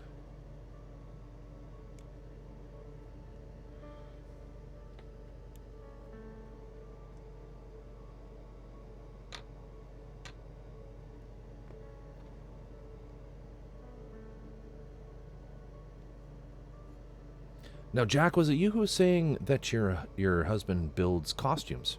He does costumes, doesn't he? Or cosplay stuff?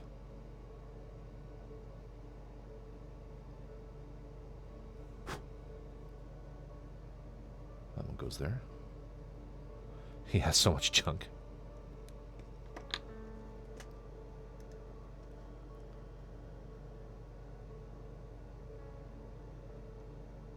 Yeah. Drift, yes. This is what the back of the Rook looks like, everyone.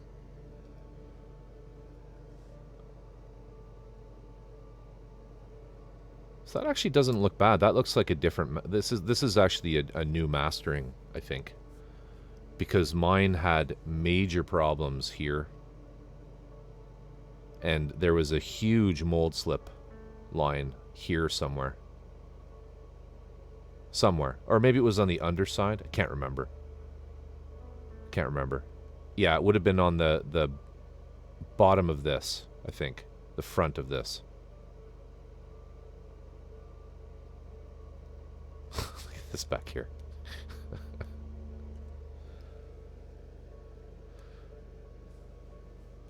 That's so cute. What is on his head?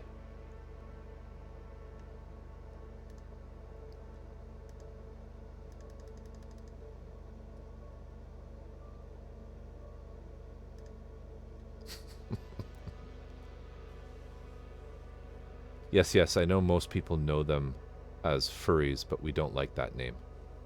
Oh, okay. Animal costumes. Nice.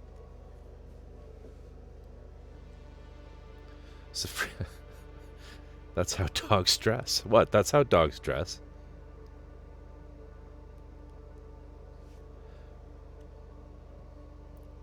Is this a choice, or is this your dog needs to wear one of these? Or those stitches are going to come out, if you know what I'm saying. Is it that kind of a cone? Because if it is, it's beautiful. You went all out. Got a really good one. I mean, that is a cone that a dog can feel proud to have its head in. And the Rook is nice, too. Soft cone of shame.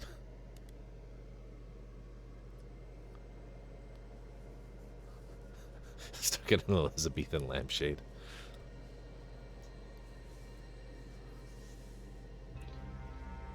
She uses it to block hallways and stuff now.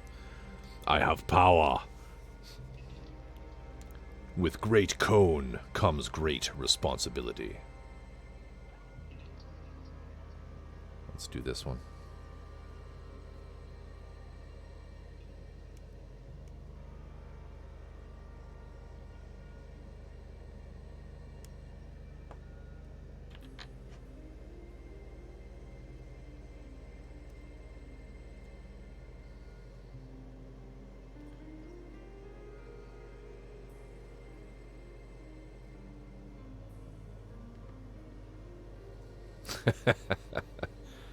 You shall not pass.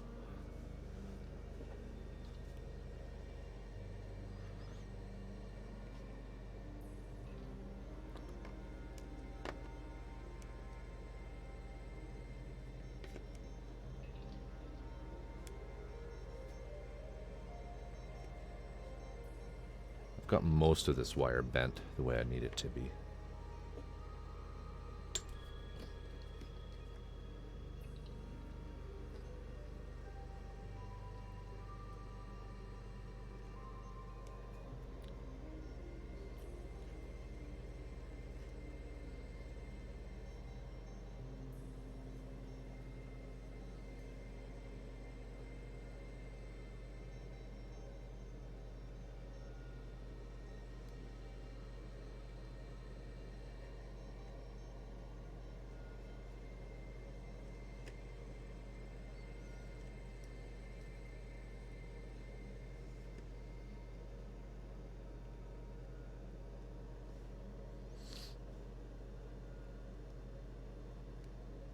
Something like that.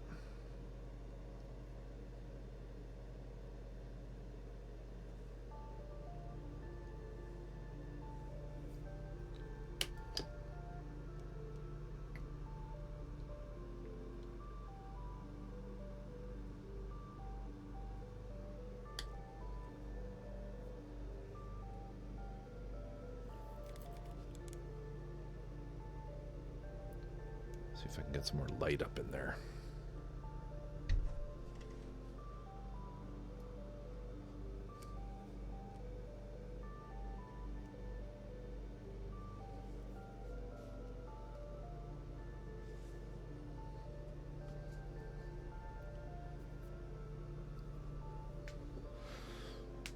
Bremo tackles for the disc brakes.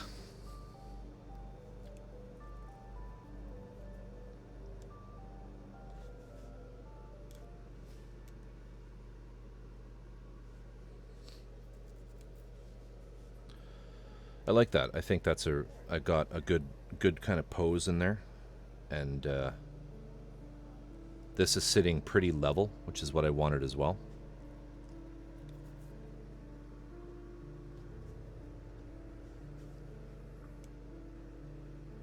I need a key light that I can turn on to shine kind of in this direction. I don't really have anything that would help me right now with that. But yeah, that's basically what we got going on.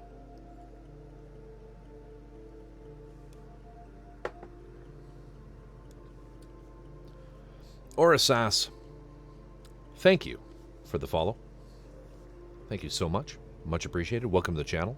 Currently working on the Schnabelgun with this. This is just a reference piece, somebody else's kit.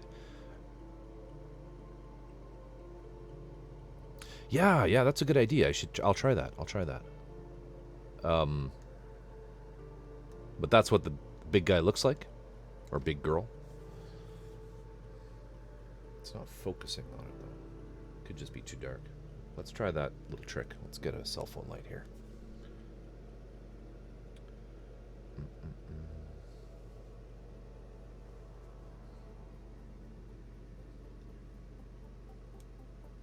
There.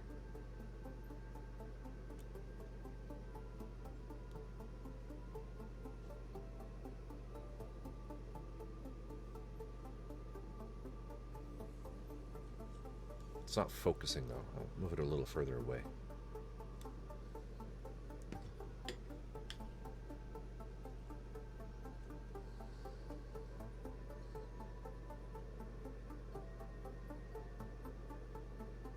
There. So it gives you kind of an idea how Luca's stuff kind of it's just kind of easy to paint because you can be really careless. Right? Thank you, TJ. I appreciate that. I do. Oh, actually, bad. Thank you.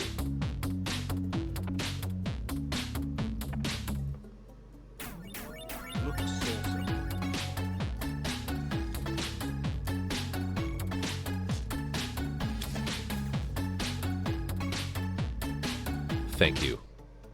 Thank you. Thank you.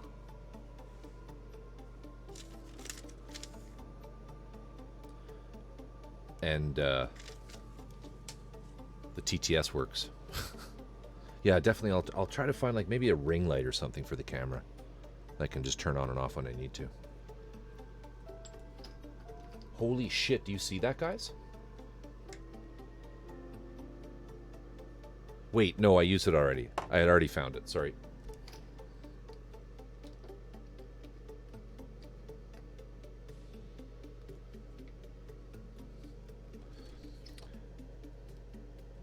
Yeah, maybe on Wednesday what I'll do is I'm gonna in the wasting time phase at the section at the beginning of the stream. Oh, come on. Where the hell is Twitch gone? There it is. We'll maybe pick some more emotes from BTTV. Turn that down. There, that's good. Let's have a look.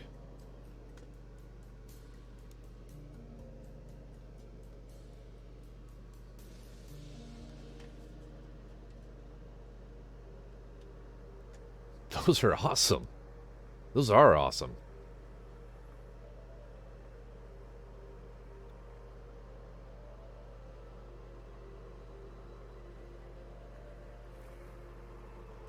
Very cool.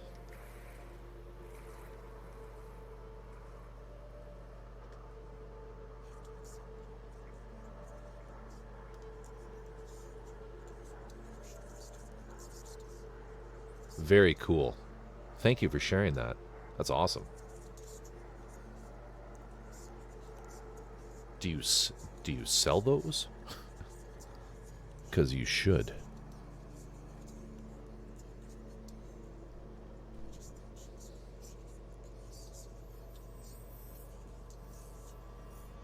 That's good. All right. So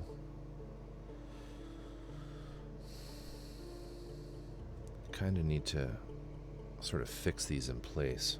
Let's see if we can't get some glue. It's pretty tight. Makes them for fun.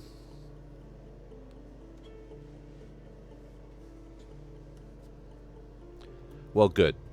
Because you know what? As soon as you monetize something you like doing, it sometimes gets ruined. Usually gets ruined.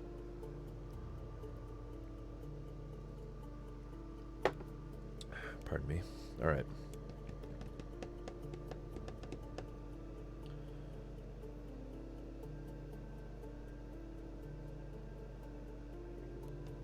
I think I'm just going to try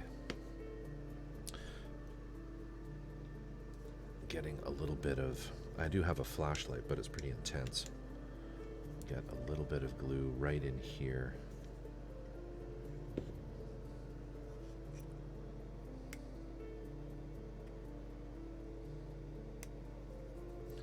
Yeah, really, really good work.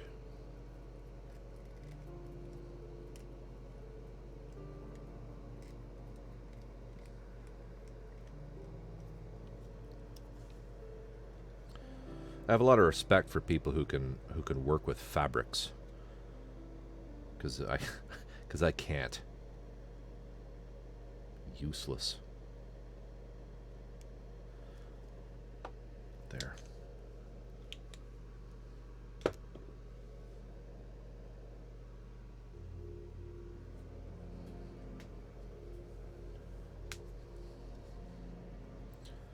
All right.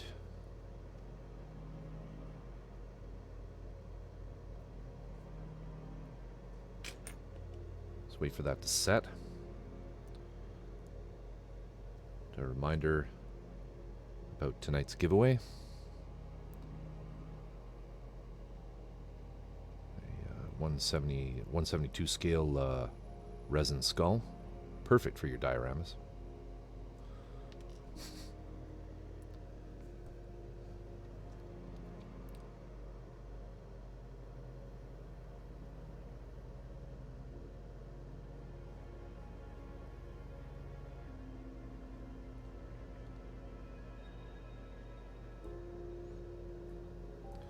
Put it on my tooth.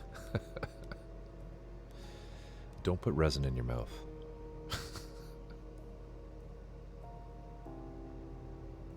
You know what these would be good for? Is your hag's house.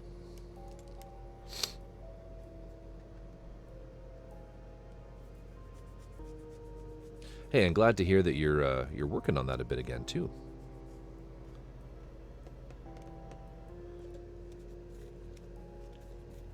You do have skulls for that. Awesome. Well, let me know if you need more. Let's see here.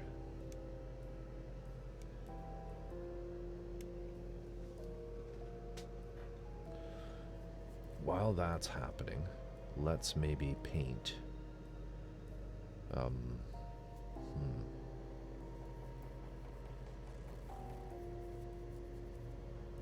Well, let's do this. Let's do the hairspray chipping on this. Although I should get the other side.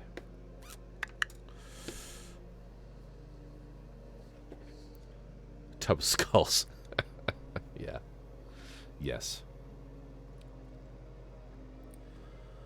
There's so many people parodying that been so many people who have just said, fuck it, I'm going to get a Barbie model and a Barbie hot tub and just put that on while I do my regular stream and stream in that category. It's kind of ridiculous.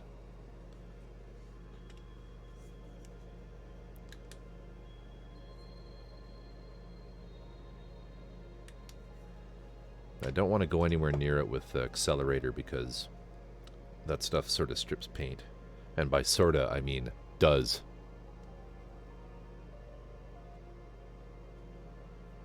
You were in a brown barrel? That would have been a great idea.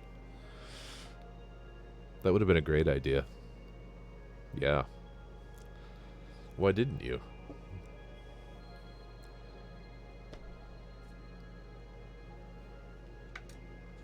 Let's make some space over here. Logistics, yeah.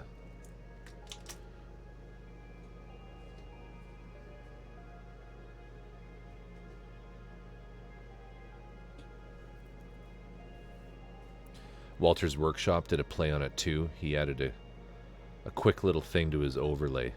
Most of the stream, we were all gasp. How was he breathing? Because he kept dipping his head down to paint and wound up just having eyes above showing in the cam. That's cute. So he was like that.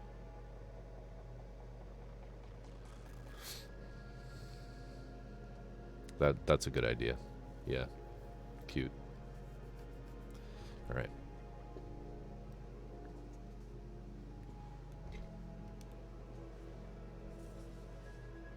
Or actually, maybe we should do one of the tanks. Let's do one of the tanks.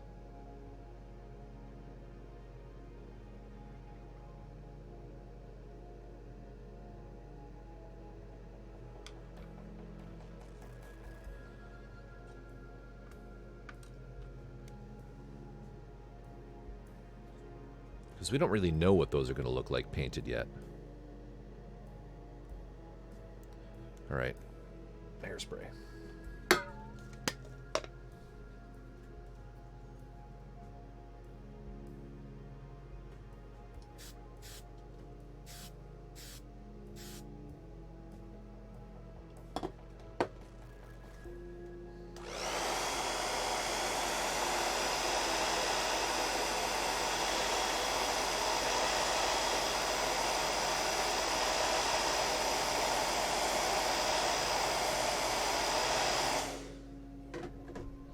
White Wolf, have yourself a great evening. Have yourself a great sleep. Thanks for dropping by as always. Semi-responsible at times.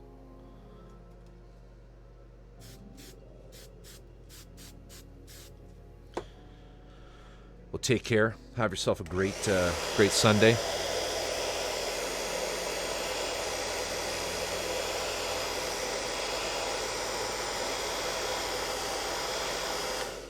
Did you find that?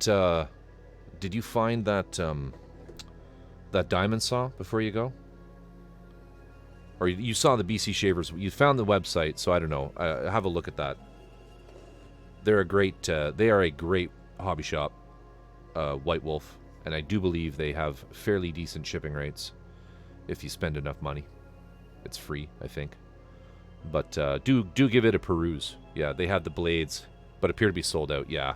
Yeah, it's something I didn't buy that. I bought that quite a while ago on from the hobby shop. It's just something they have. Appear to be sold out of the handles.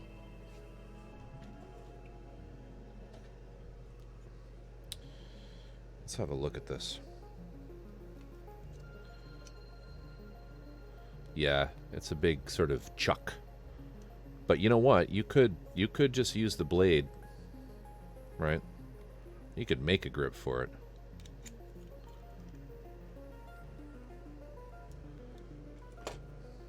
Okay, let's hit that with the green.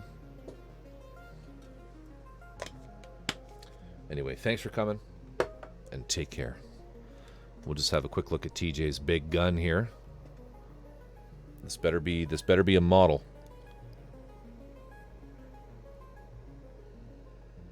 That's not what I want. Why does it keep doing that?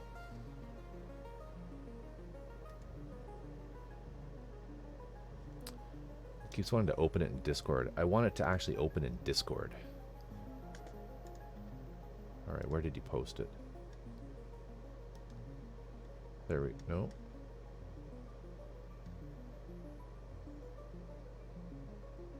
Which channel did you post it in, TJ?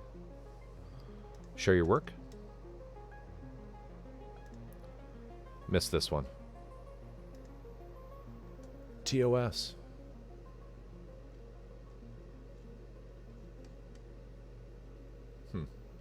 Don't know. You guys will have to open that yourself. I'll look at it later. Oh, I didn't know you had your own Discord. I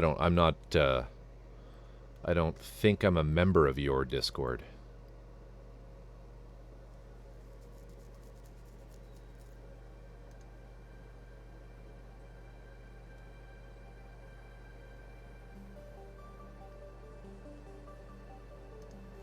Alright, let's paint.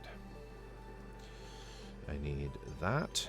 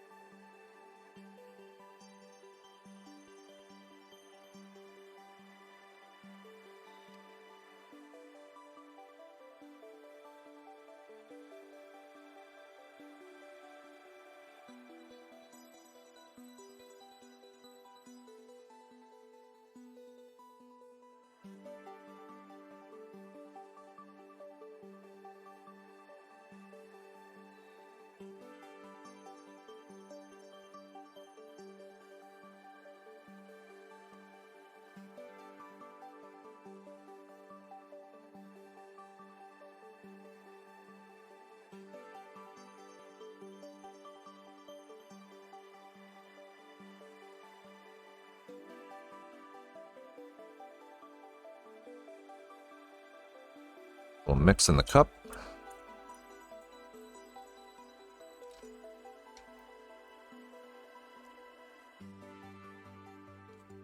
I'll have a look in a sec, TJ.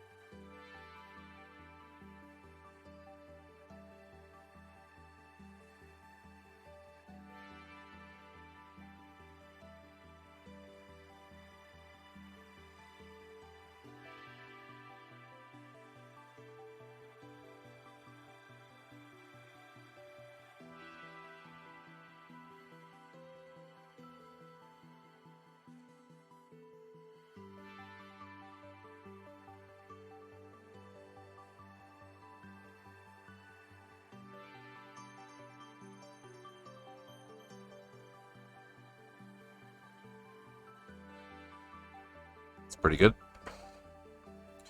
Let's put a lid on that. We'll be able to use that again.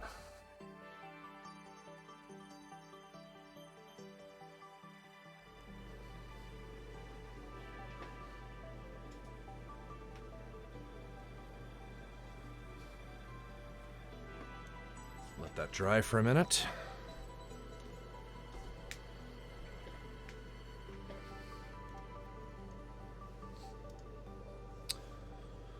Oh yeah, looking nice. Looking nice.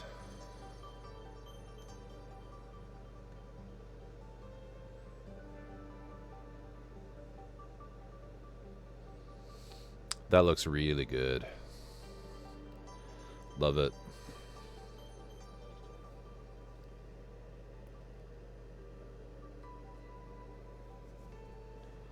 Love it. Oh, and this is the problem you said you were having, right? With the mask, the masking. You know what though? I leave it. It's cool. I like that. It's almost like you should weather this. It's too bad you couldn't, or it's. Oh no, you were there. You were there actually for the watch of the Thunderbolt last weekend. What'd you think of that? Was it cool seeing the actual gun in use?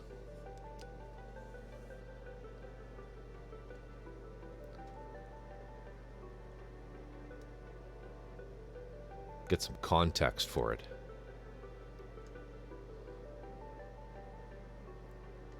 Looks great though. I like the gold. And the fact that you've kind of dropped all of the weird color. Like it was pink, wasn't it, before? I mean, you left a little bit there. That's a nice little touch, nice little accent. But this was all purple or something, wasn't it? Where you got the silver in there. But yeah, beautiful.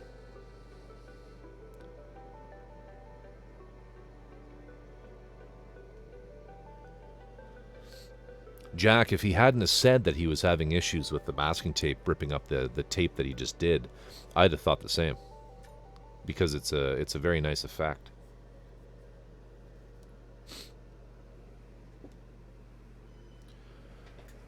We're gonna do that kind of caution tape striping on these fuel tanks. I think around this ring here, I'll do that. A happy little accident. Alright, so I think that foot hopefully is, yes, it has set. So let's just throw some glue down in this one.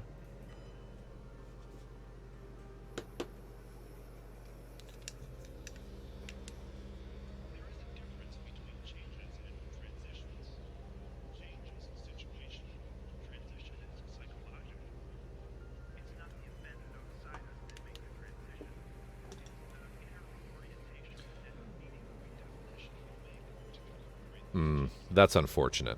Yeah. Well, you should be able to get to the bottom of that.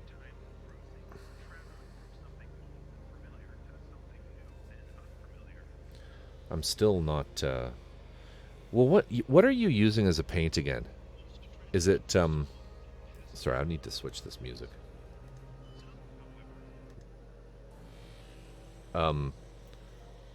Is it game color? Or model color? Or model air? I can't remember which Vallejo product you use.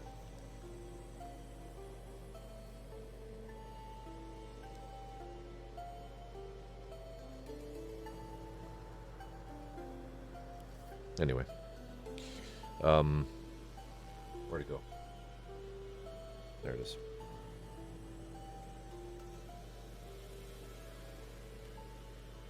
Well, we'll just leave it there. So I'll get the water.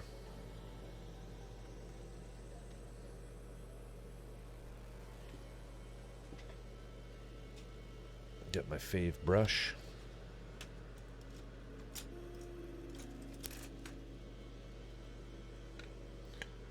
And we need a piece of paper towel.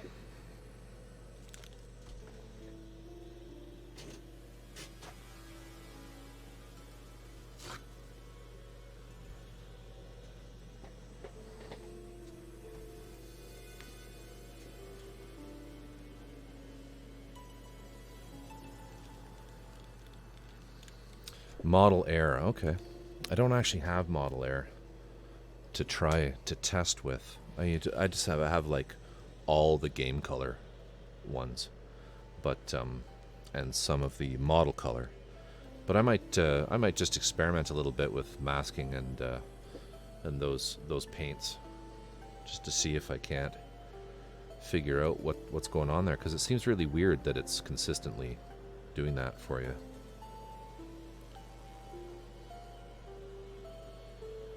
Okay, probably should do this on camera.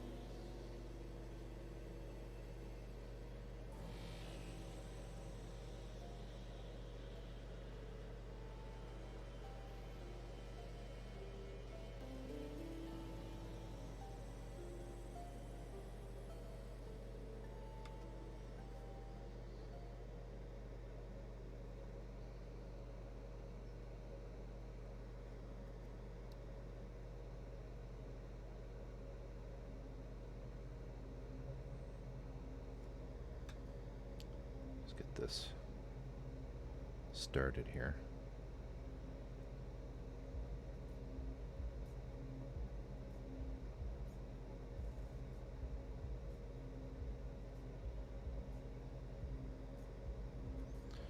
And this part. Actually, I don't need to chip that because we'll do the same type of hazard taping on there.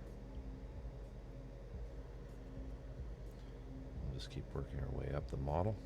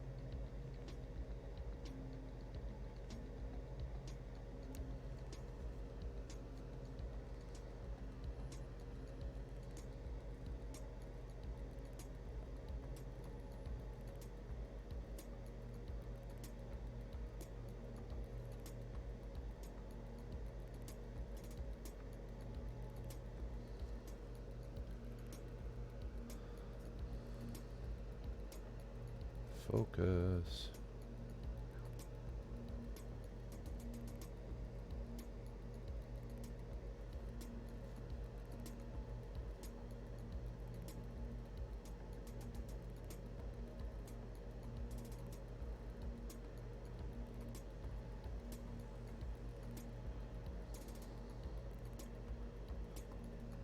I built myself a 5-tier paint stand out of scrap 4mm MDF sprues and tongue depressors. Cool.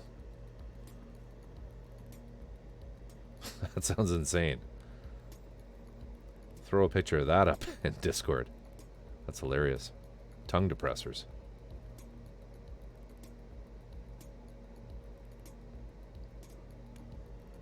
It's like all that popsicle stick art from the 70s. But with purpose. Too much water.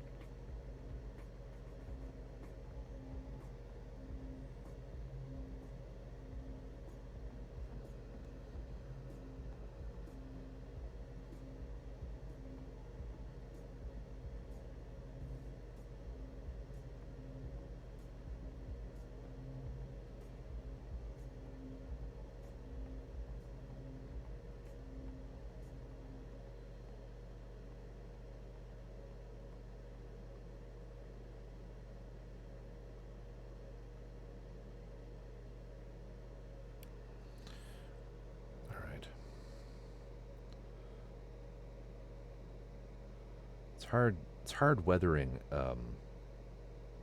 cylinders because I never really know where. I need to find more reference art of cylinders that are in rough shape.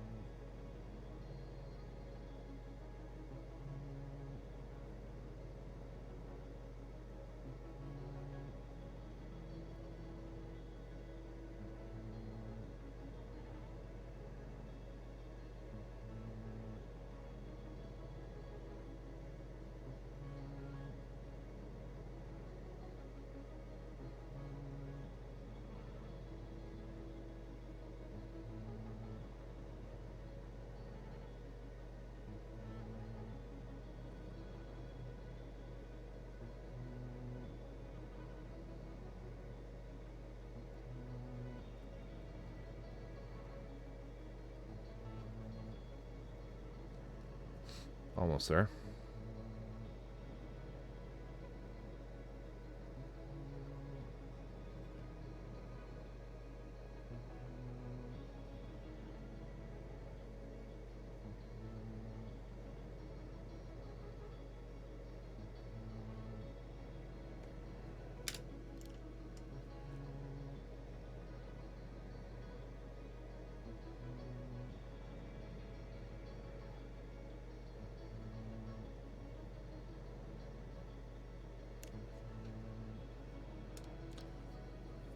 That's not bad.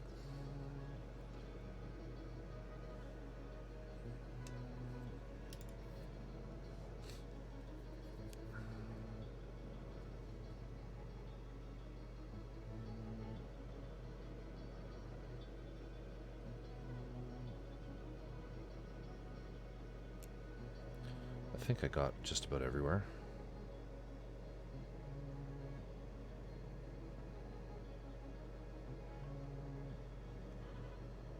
We're definitely going to do the multicolor, multi-level paint on this. What I'll do is I'll hit this with a clear coat.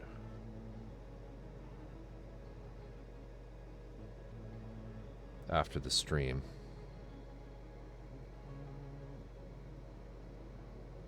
Because it'd be good to get one done completely as a reference for the other five.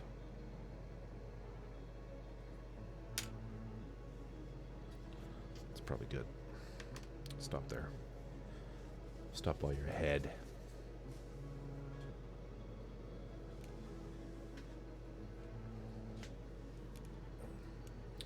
Shoulder's bugging me today.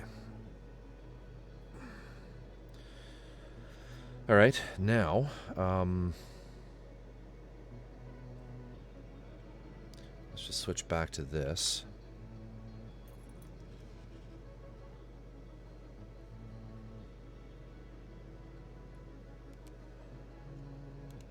Put this spilliness away.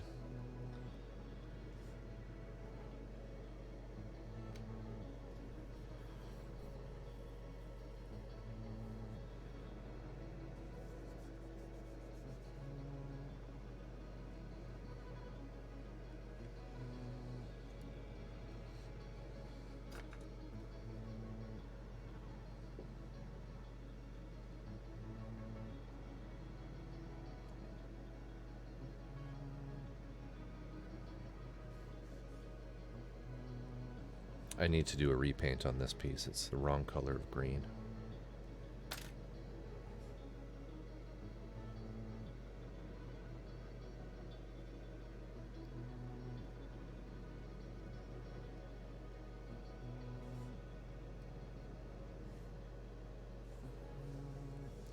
That's going to look good.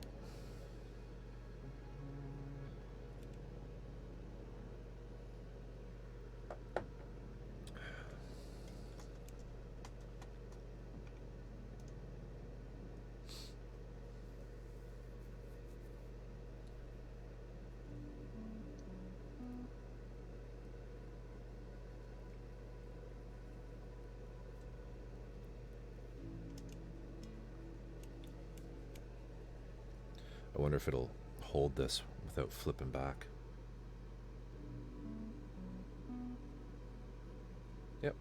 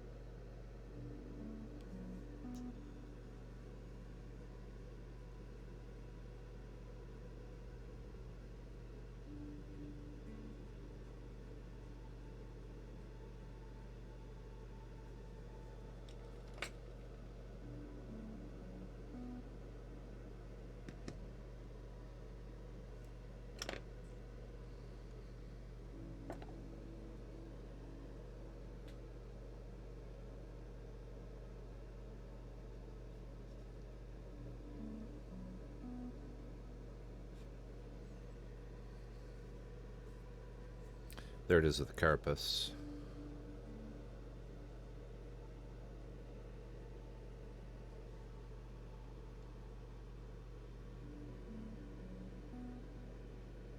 This needs a lot more work still. As does that. And that.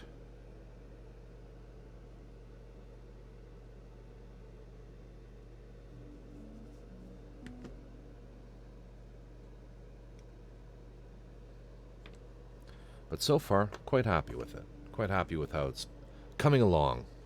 Thanks, Etchibat. This one's actually going pretty fast. You know, for me. This piece goes up here.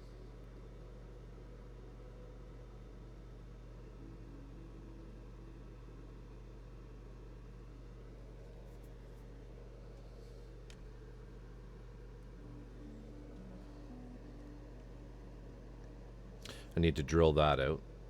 There's a little tiny dude that sits there, like a...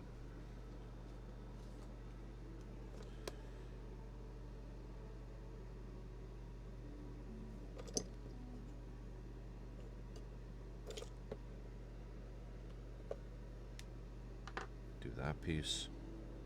What the hell did I do with it?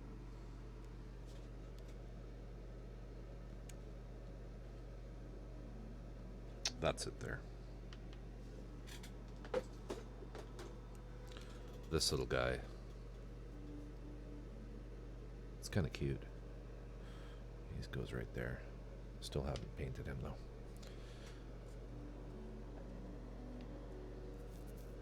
And then we've got, I could probably actually sit them on. Arm.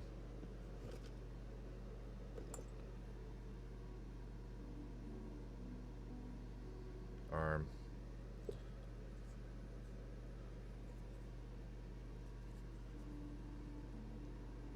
AD shoulder pad.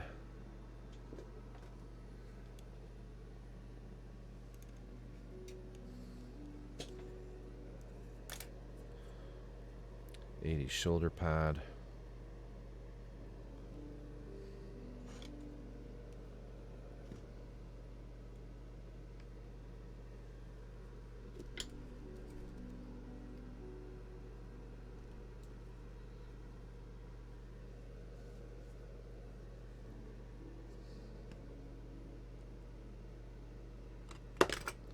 Bye-bye.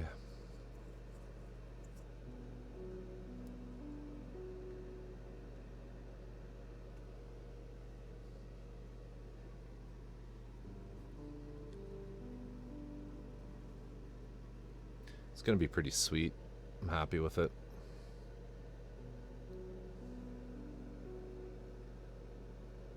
A few more things to do, though. And again, I need to figure out what base it's going to go on. I'm thinking I'm leaning towards like a grassy sort of field, because I have a bunch of scale grasses. And I might make a mud puddle in the shape of one of its feet. You know, I have...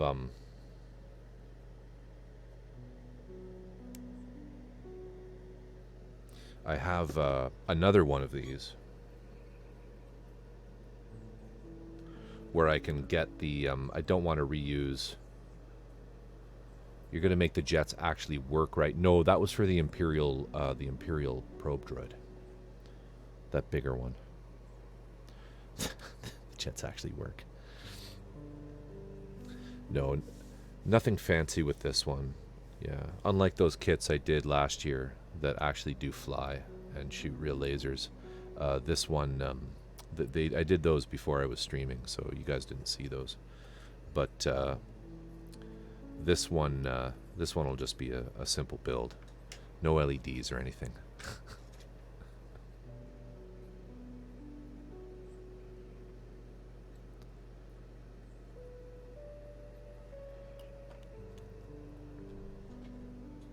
Your Baba Yaga house is actually going to have a functioning kidnap type thing going on, right? Where it will travel around and steal children.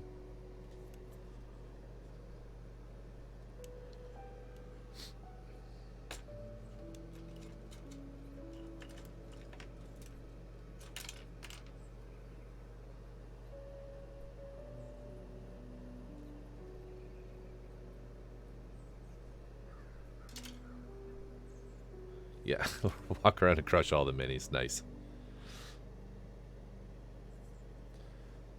All right, so with that,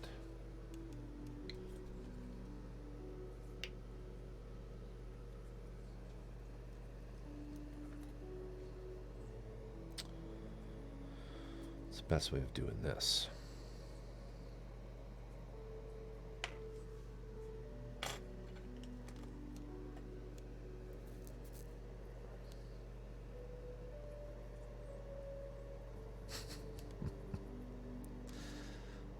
You can actually sacrifice children to it. Too good.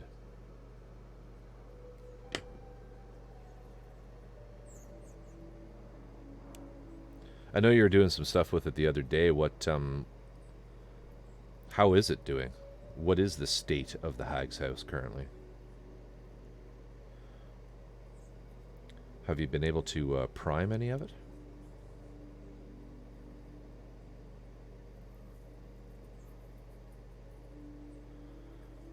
And are you rattle can priming it, or?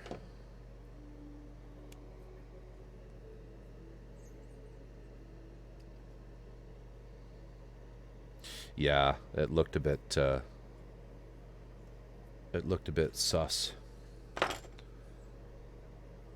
in terms of the amount of labor needed.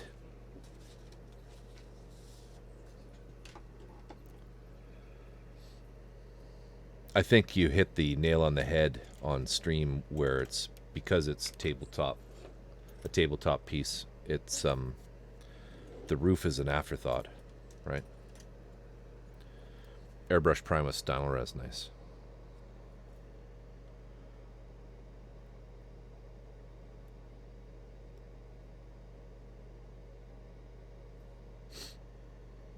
Nice.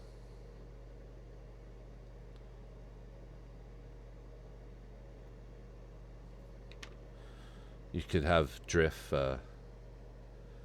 print an inverted tile block, right? Like a negative of the tiles, and then use it as an impression, like to imprint, to press into any epoxy sculpt.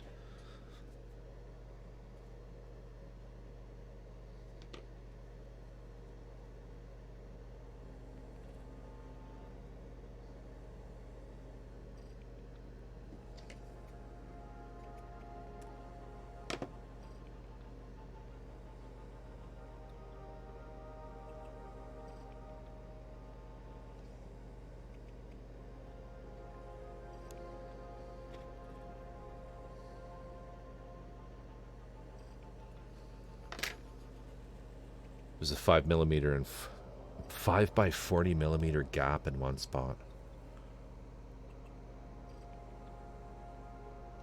Ooh. And like, what kind of a texture is it? Is it like roof tile? That sucks.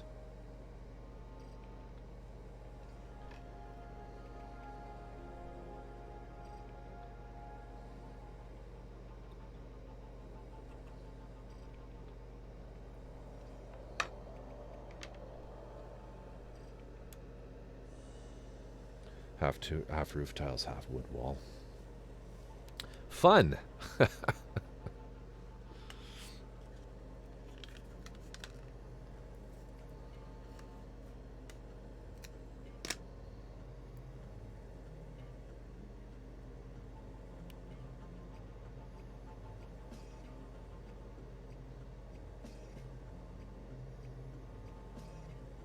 That kind of stuff, though, can be fun, because it's just that much more worth it when you're done, right?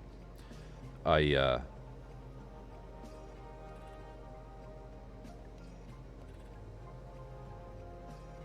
just getting that in there. You know, like the work that's necessary for some of those the casts from Michael's shop, right? It's like, yeah, there's a ton of cleanup and everything, but once you get it done, it's satisfying to have that behind you and accomplished so much on it. Out of curiosity, Drift, how How is the knight? Did you get like all of the arms? All the guns. Isn't that what I said? Because that's the one with the where you can pick which arms you want, right? Which guns?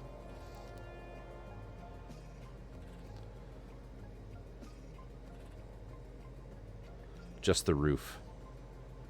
Got the missile pod and artillery.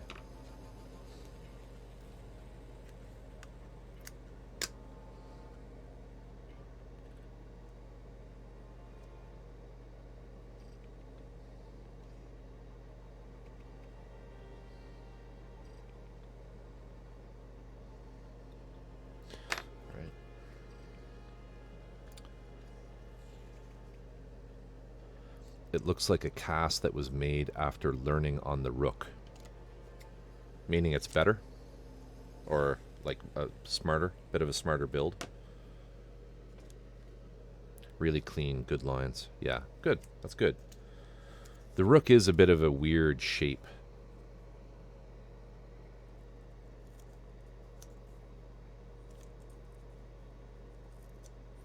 Ooh, I did that wrong.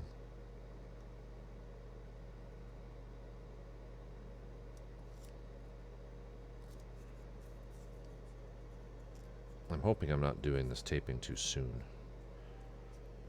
after I painted it. We'll see. The rest of the model fit together. Oh, I read that. Yeah. Just 3, but I don't mind it. Just means not going to get priming. Yeah.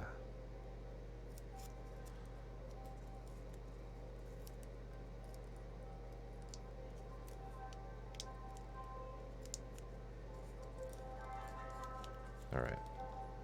So we're going to paint that black, that ring.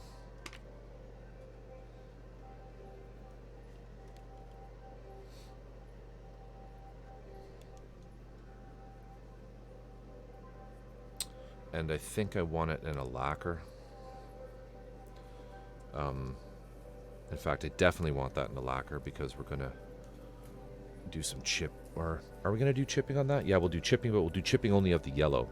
So what I'll do is I'm just going to quickly take a Q-tip.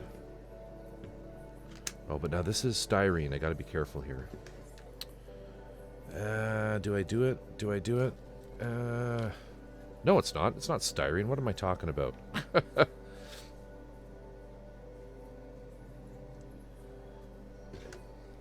Thinking of my master.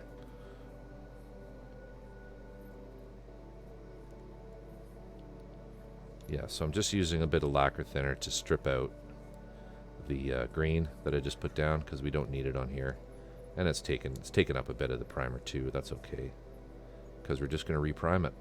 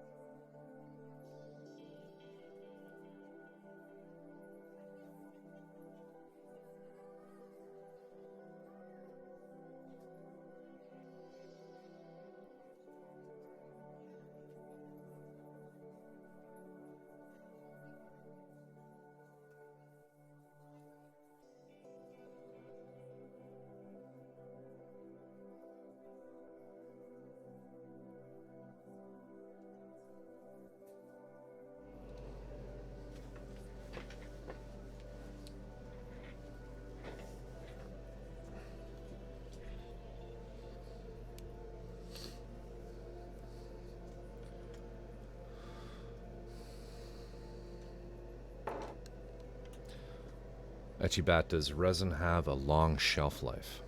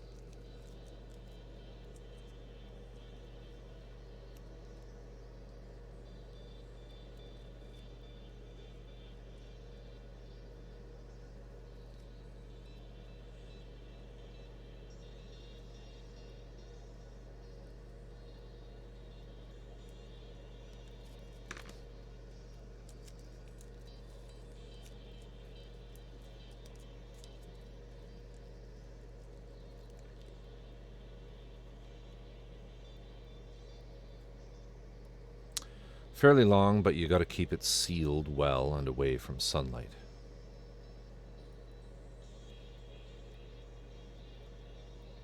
TJ, the resin I cast these tanks with is at least 1.5 years old.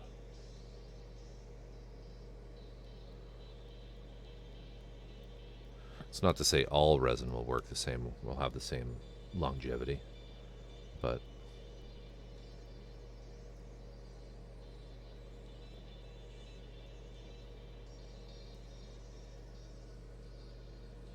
there's a product, isn't there, that you can spray in on top of it to make it last a bit longer? Am I remembering that correctly?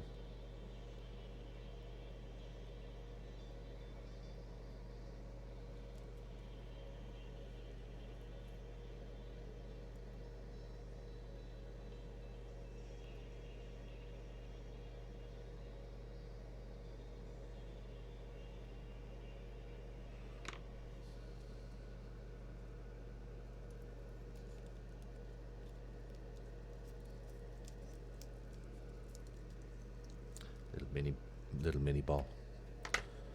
All right, so we'll just dry that quick.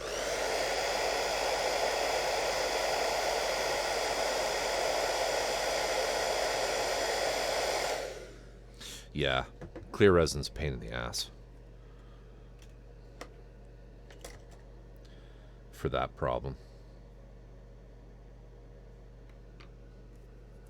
The yellow. I have some anime garage kits that where the all the clear pieces are yellowed. It's unfortunate, and there's nothing you can really do to fix it. I'm tempted to just recast the parts when I get around to them in new resin, because the right thing to do, I mean, if you get them discolored, you're screwed. But if you can get some UV cut on them quick enough, I understand that they're okay. All right, so we're gonna just get a big old piece of this, and we'll do those hazard lines. I'm hoping this is a fairly decent width of tape for these.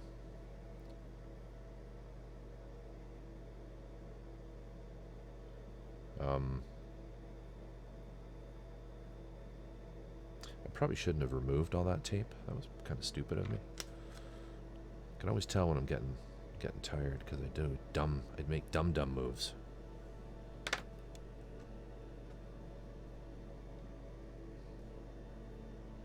Yes. You won't want clear anyway. Yeah.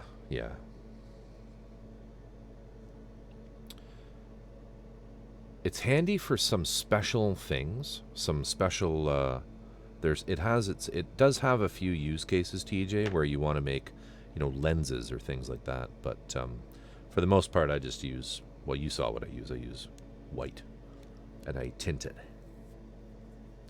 because with the white you can get all kinds of different colorants for it.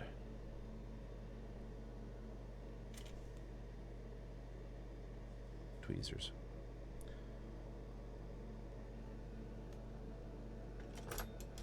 There.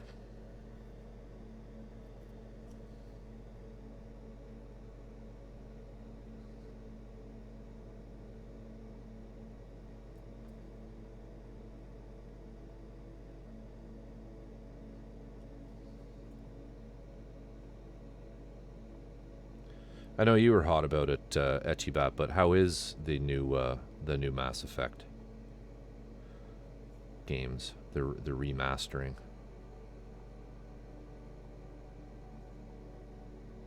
Yeah.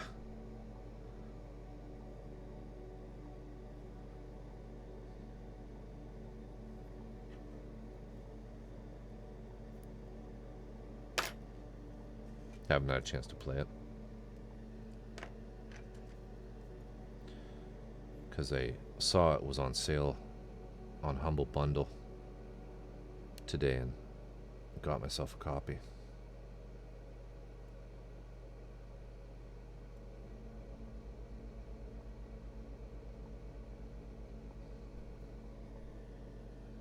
Which I'm sad about. It was only like 9% off. I think you saved a total of $7.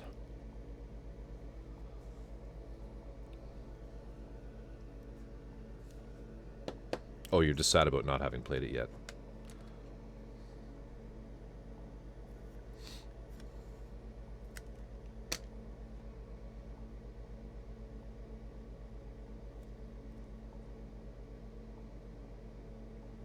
Yeah.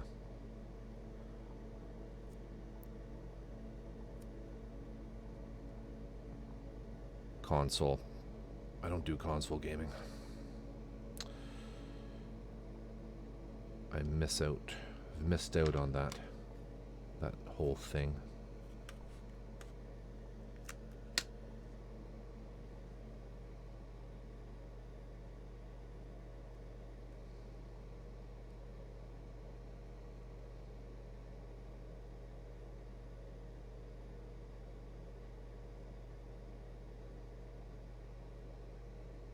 Ugh, tape isn't long enough.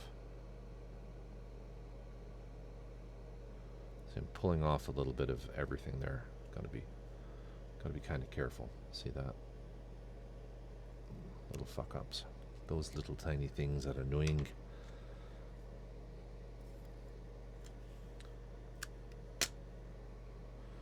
Yeah, I'm the same way about Cyberpunk.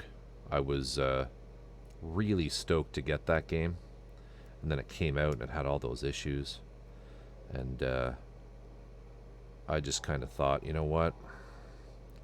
I'm just going to wait. And then my work got really busy. And I haven't touched it. Shelved it for now. The smart thing to do. It'll get fixed completely and be awesome eventually. But at this point, it's, you know, the hype has died down completely, so it's like I'm just gonna wait on that. Just gonna wait on that. You know, like the Witcher series was maybe not as bad as Cyberpunk, but it was still full of fucking bugs when it came out. So, you know, just, you know. But anyway.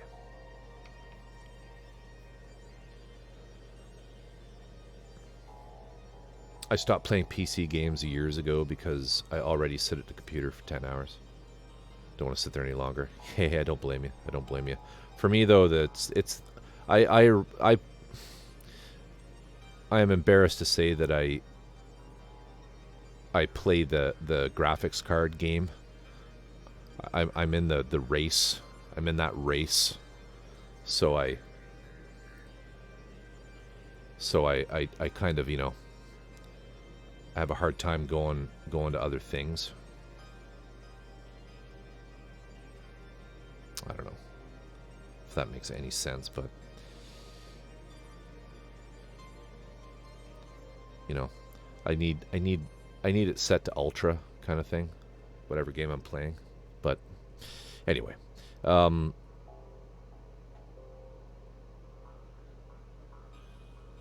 yeah, I got Cyberpunk.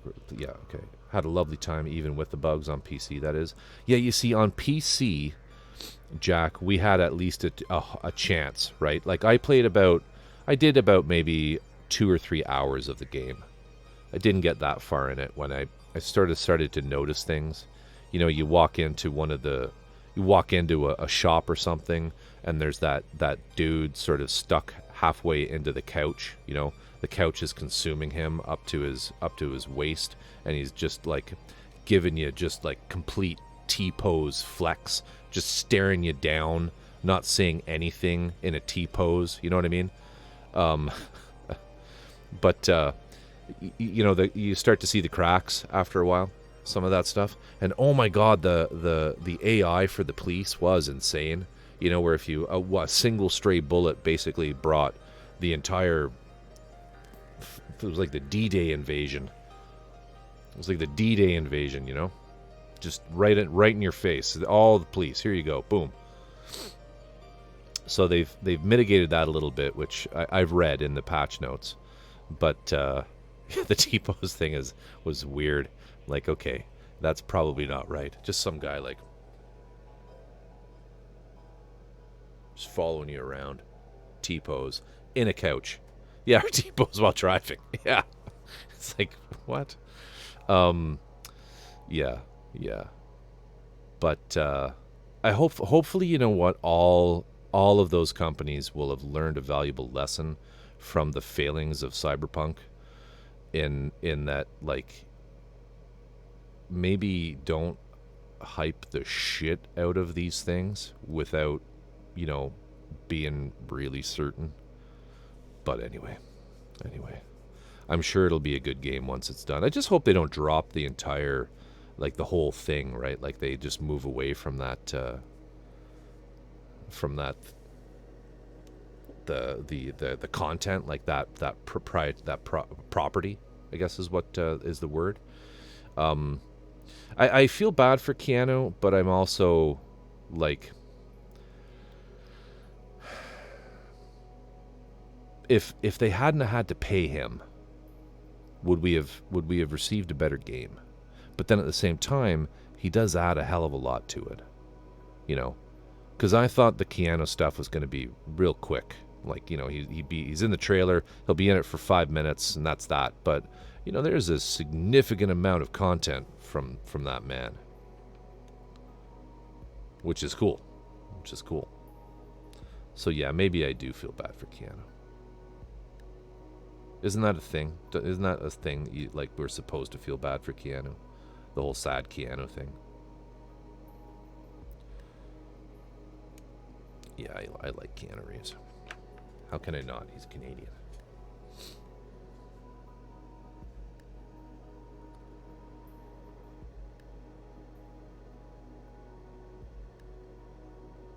I'm logging off, starting on the next floor. Jack, take care. Have a good one. Hope those floors look great. I don't have much more to do here. I'm going to just do this caution striping and then probably be done for tonight. I closed OBS. There we go. But take care. Thanks for coming in as always. It was a pleasure to have you.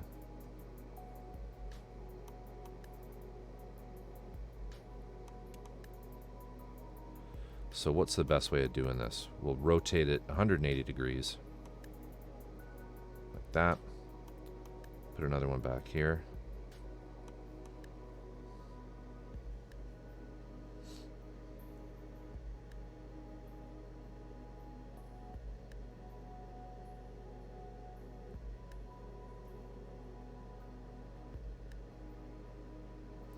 I think I've got the angle right.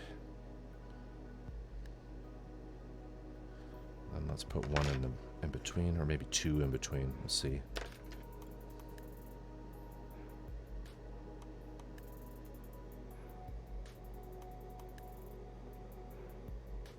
Maybe just one.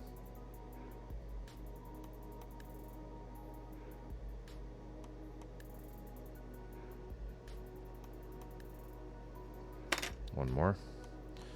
And now, of course, I'm wondering if I have yellow.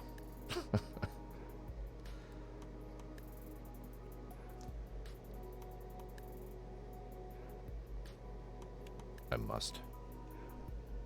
I see yellow up there. Hopefully it's an acrylic.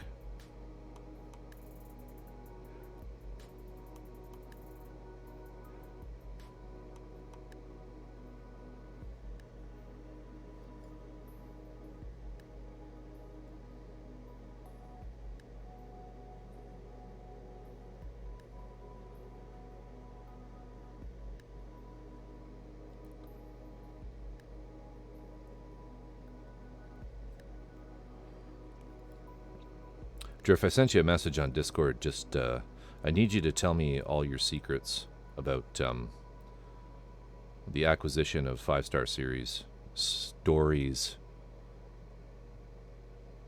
books. I don't know if you've seen that comment yet. Just where I should be looking for those.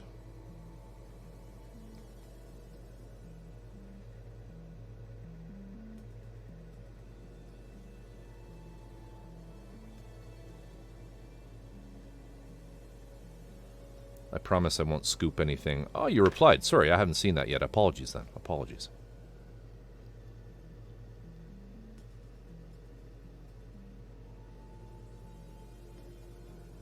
I promise I won't scoop anything you need.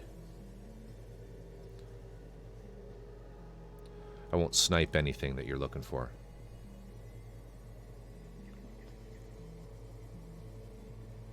Alright. Let's see if I have some yellow. Yeah, I'll have a look at those messages after. And, or message after. And, let's go let you know what spares I have. Yeah, awesome. I'd be more than happy to buy those off of you. Let's see here.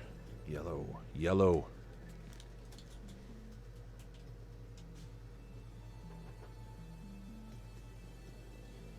I have yellow.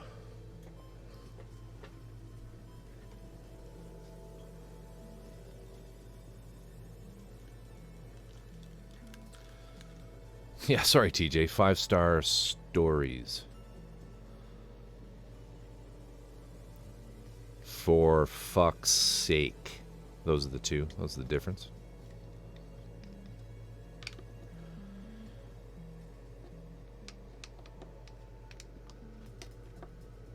Alright.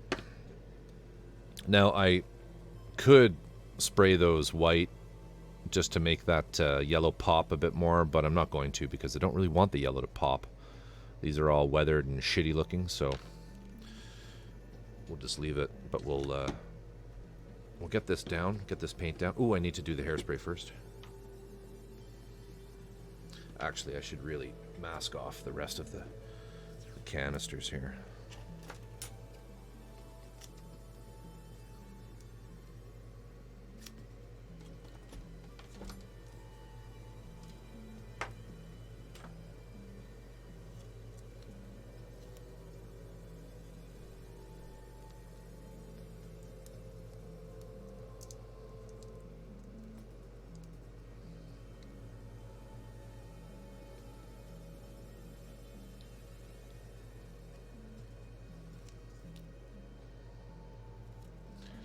When's the movie coming out, Nagano?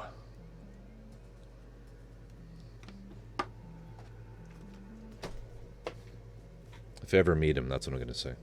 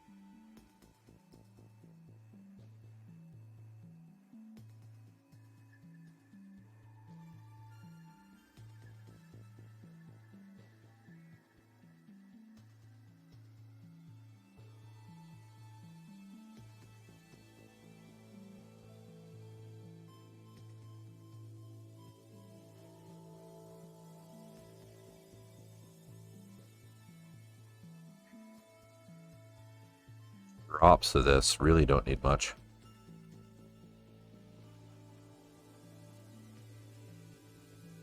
We'll do 10 drops.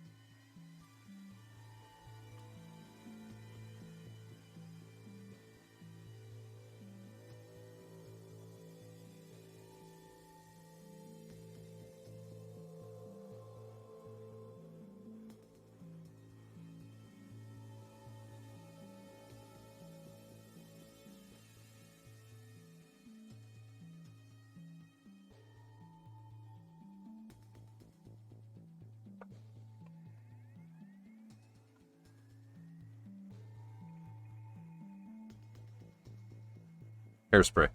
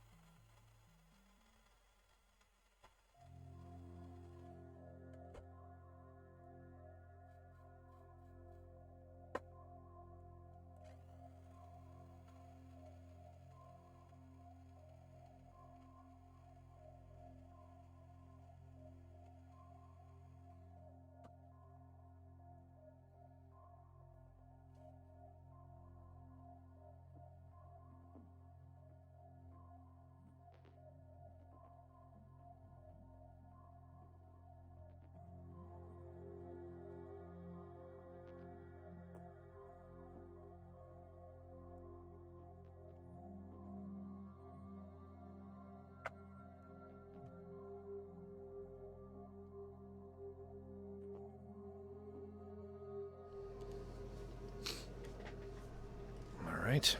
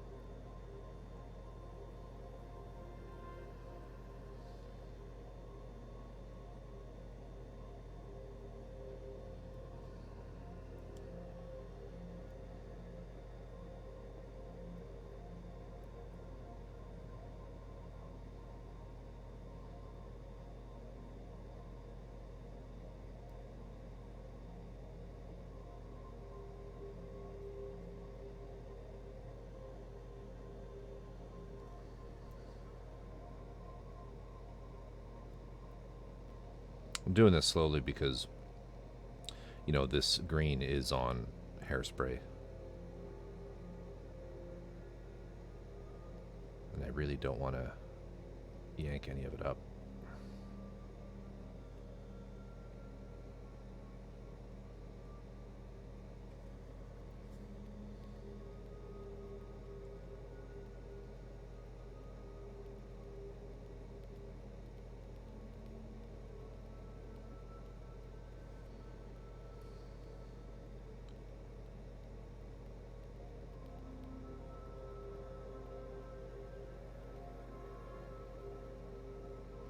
Just showing me up now, Gur.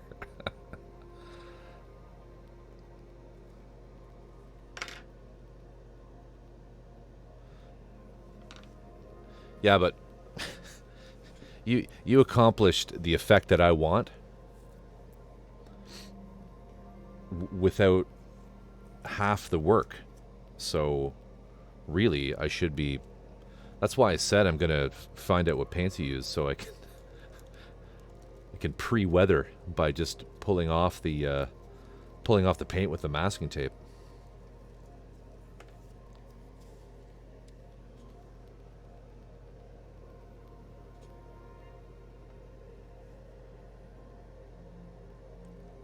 I mean, maybe TJ, maybe those paints prefer the tape to be removed, like when the paint is really wet, or perhaps you need to wait until it's really dry. Maybe it's something like that. I don't know. There's some there I can use.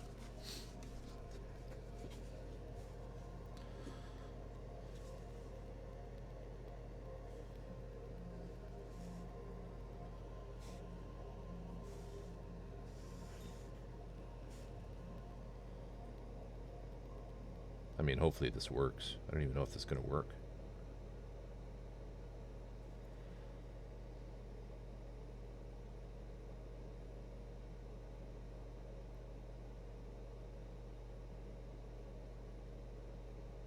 Yeah, it's working.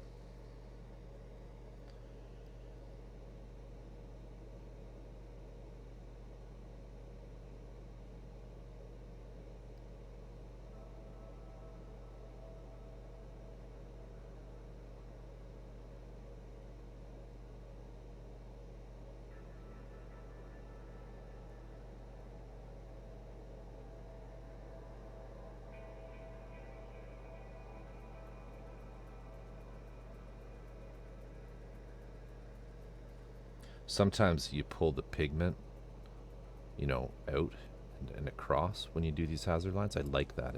It's kind of a neat effect where you get a little bit of yellow in the black. I thought to do it wet, but maybe it was just dry enough to stick up, or to stick to the tape, but not the base coat. Perhaps, yeah. Just have to experiment a bit more.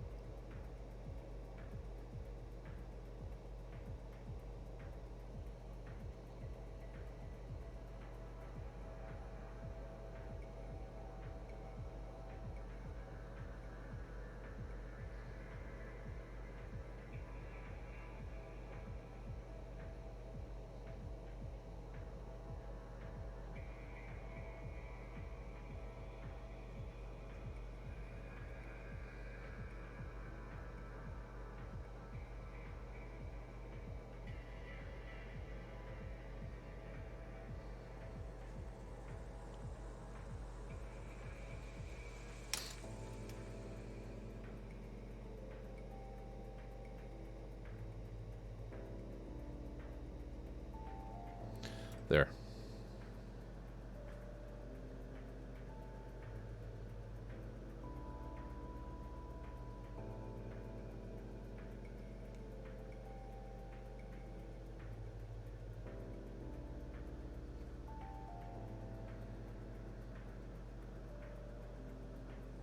And then I think what I'll do is I'll paint the cap of this a different color. Like I'll use maybe the accent color we've been using.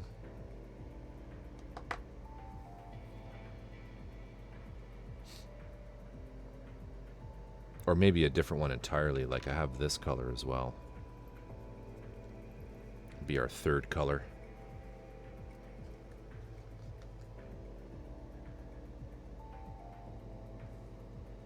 That might look kind of good on it too. I could put that, I'll do the trick with the clear, and I'll really weather it like a lot. So you'll be able to see those light flecks, but there'll be really be quite a few of them. Sorry, I mean there'll be not hardly any of it left. All right.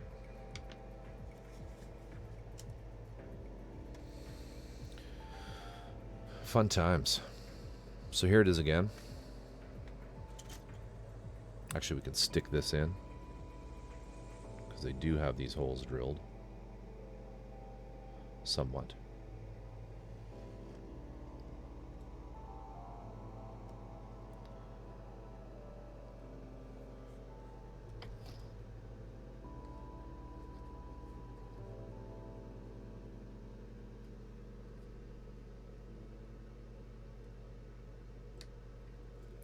Like that. Turn it sideways here so you can see a little better. Yes, I have all of the tanks that I need. There will be 3 on each side.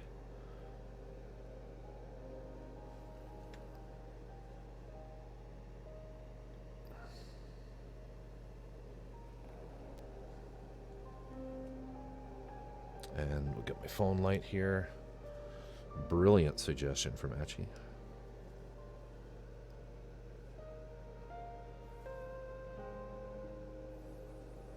Pretty cool. Such a cool little kit.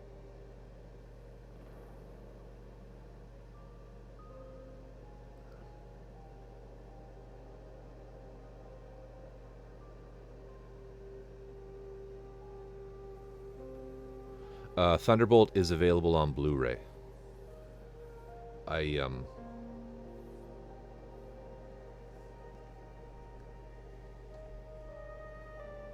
We just watched some files though that I had.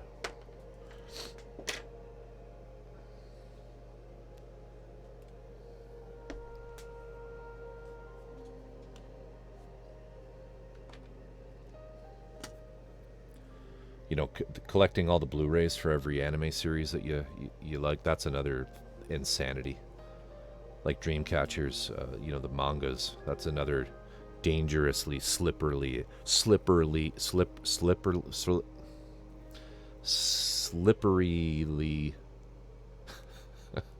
slope. Thank you, Drift. Thank you. I'm very happy with it. Got to think of the base, though. I'm thinking, like I was saying, a grassland area with some muddy patches, and one of yes, that's true too. They do put them up on YouTube for free occasionally, but I don't know if they're country locked. Heresy. And Heresy, welcome.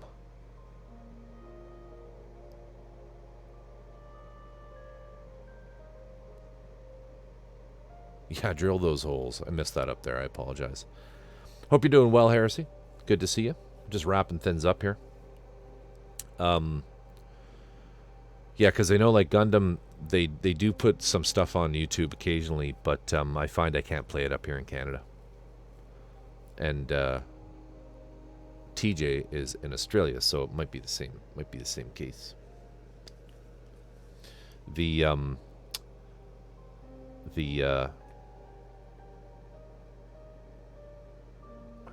So for the base, I'm thinking of a grassy sort of marshy almost land, and I'm gonna have one because the feet on this thing are so cool and unique. Platypus. I'm going to make an impression in the mud, I think, of one of the feet, or maybe a couple of them, and I'm gonna do like that neat kind of clear resin mud puddle effect at the bottom of it. I think I'm gonna do something like that with it. I think that'll look pretty awesome. Oh no, Astro Works. Hello, Raiders.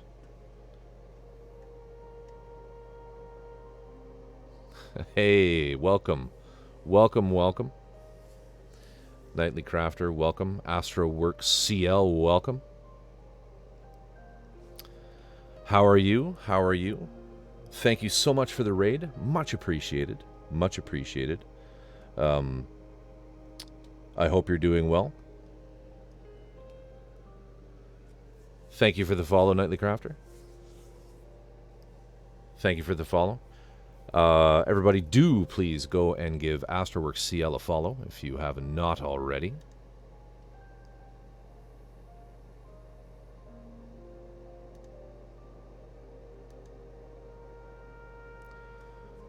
Much appreciated for the raid. Much appreciated. Thank you.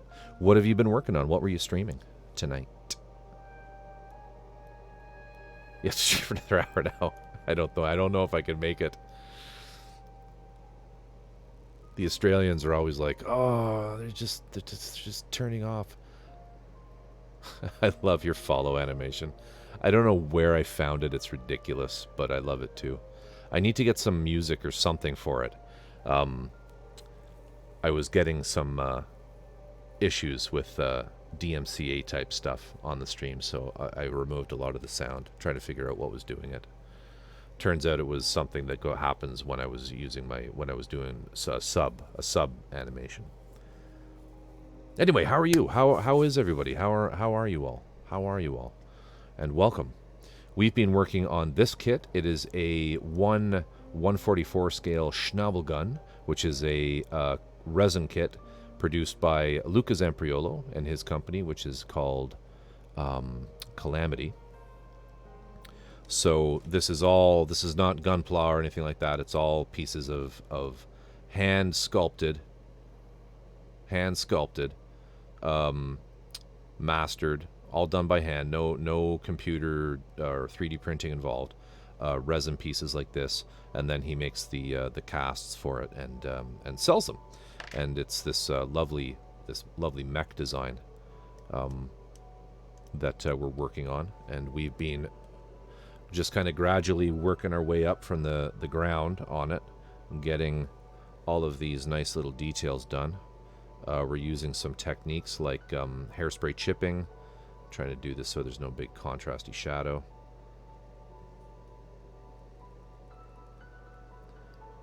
Gives you a bit of an idea of what it looks like.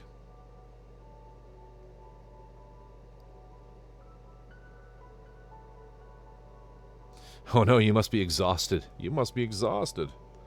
A 6-hour stream. What were you working on, or what were you streaming?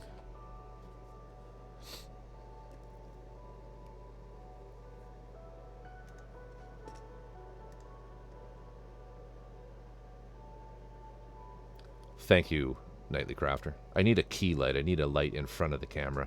I'm going to work on getting that this week.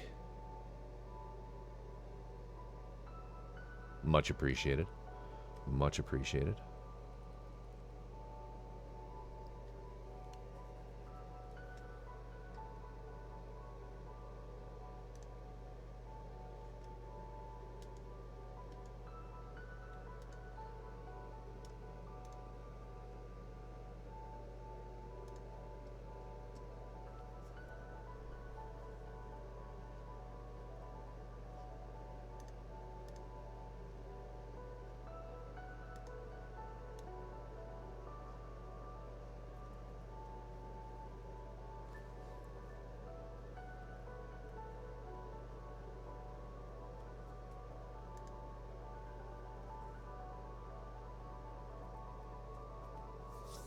All right. Well,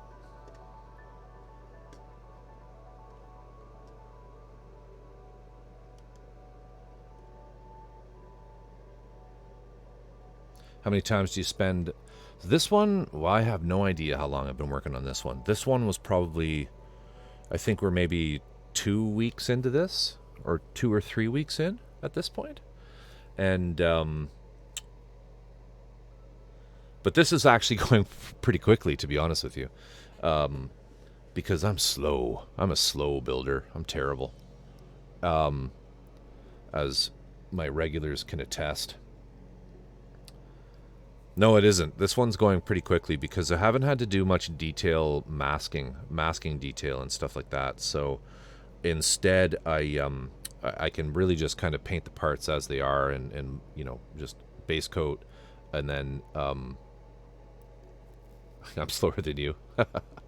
But if you look at some of the other things that I've done, you know, on like my Instagram and like the one I just finished, the Gundam Double Zeta resin conversion kit from Fortune Meow Studios, that took like 2 months to do on stream. It was so much work, so much taping. It was just difficult.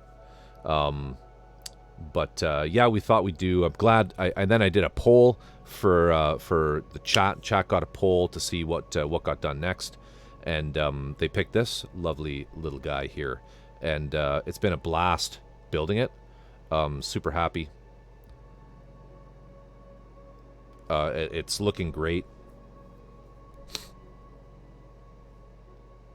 Today I built a Bandai Boba Fett, and it was a pain in the ass because it has cloth details, so I can't sand those parts. Yeah, textured parts. Yep, that's rough. That's rough. Got to get in there. It says hopefully it's just like some mold lines you needed removed, but some seams, that kind of thing.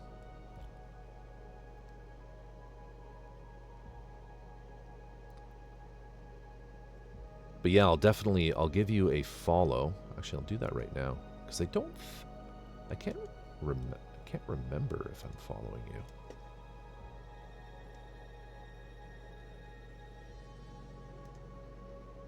I am not, so let's do this.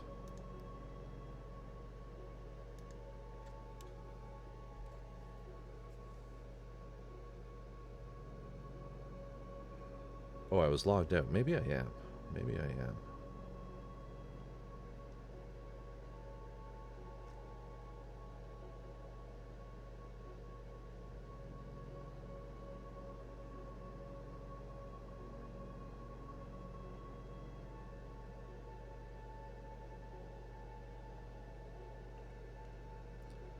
So let me do this quick.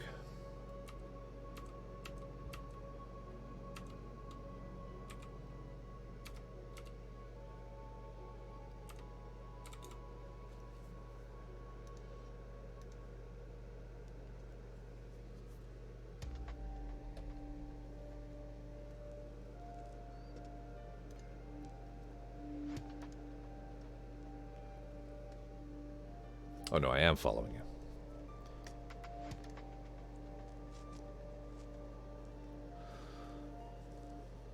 Finally leave there the seam lines. Not proud. Oh well. You win some, you lose some.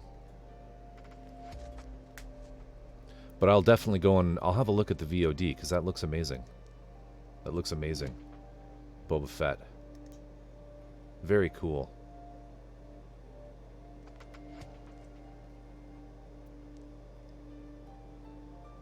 Very cool work. Good night. Amazing work, D. Thank you. Thank you, Nightly Crafter. Take care. Be well. To be honest, we were just about to raid a channel ourselves when you guys came in. But thank you. Thank you for the follow. Hey, Brad. How are you? Welcome. And good morning. Just shutting things down here, so I think we're going to go and raid. I think tonight we'll raid. It's not a whole. I don't have a whole lot of people on. We've raided Forfeits recently. We've raided Aaron recently. Haven't done Gunpla Neon in a while, so I think maybe we'll head over there. For what he purports is a Gunpla stream, but is in fact just him talking, which honestly is. I wonder if he's just wrapping up too. But that's, I think, what we're going to do. So thank you, everybody. It's been a pleasure as always. I hope you had a good time here.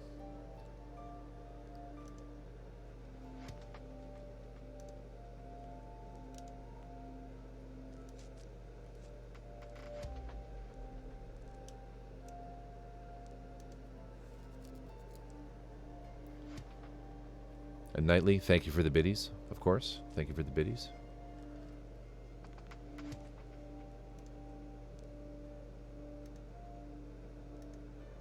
So yeah, take care, everybody.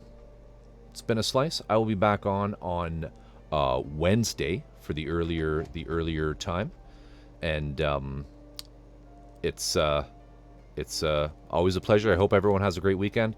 Nightly, thank you for the bits. Thank you for the follows, AstroWorks and Nightly. Thank you for the raid, of course, Astro. Etchibat, thank you for the biddies. And everybody, take care. Take it easy. And we'll see you later. See you. Good night, TJ. Good night, Drift. Good night, Etchy. Good night, all. Adios. Cheers.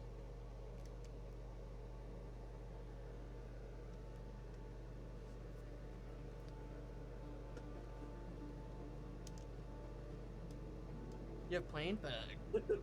Oh, too late, my dude. Oh, Corvus, what? Oh, holy shit. It's a raid! Battle stations, everyone! What the hell? Yo.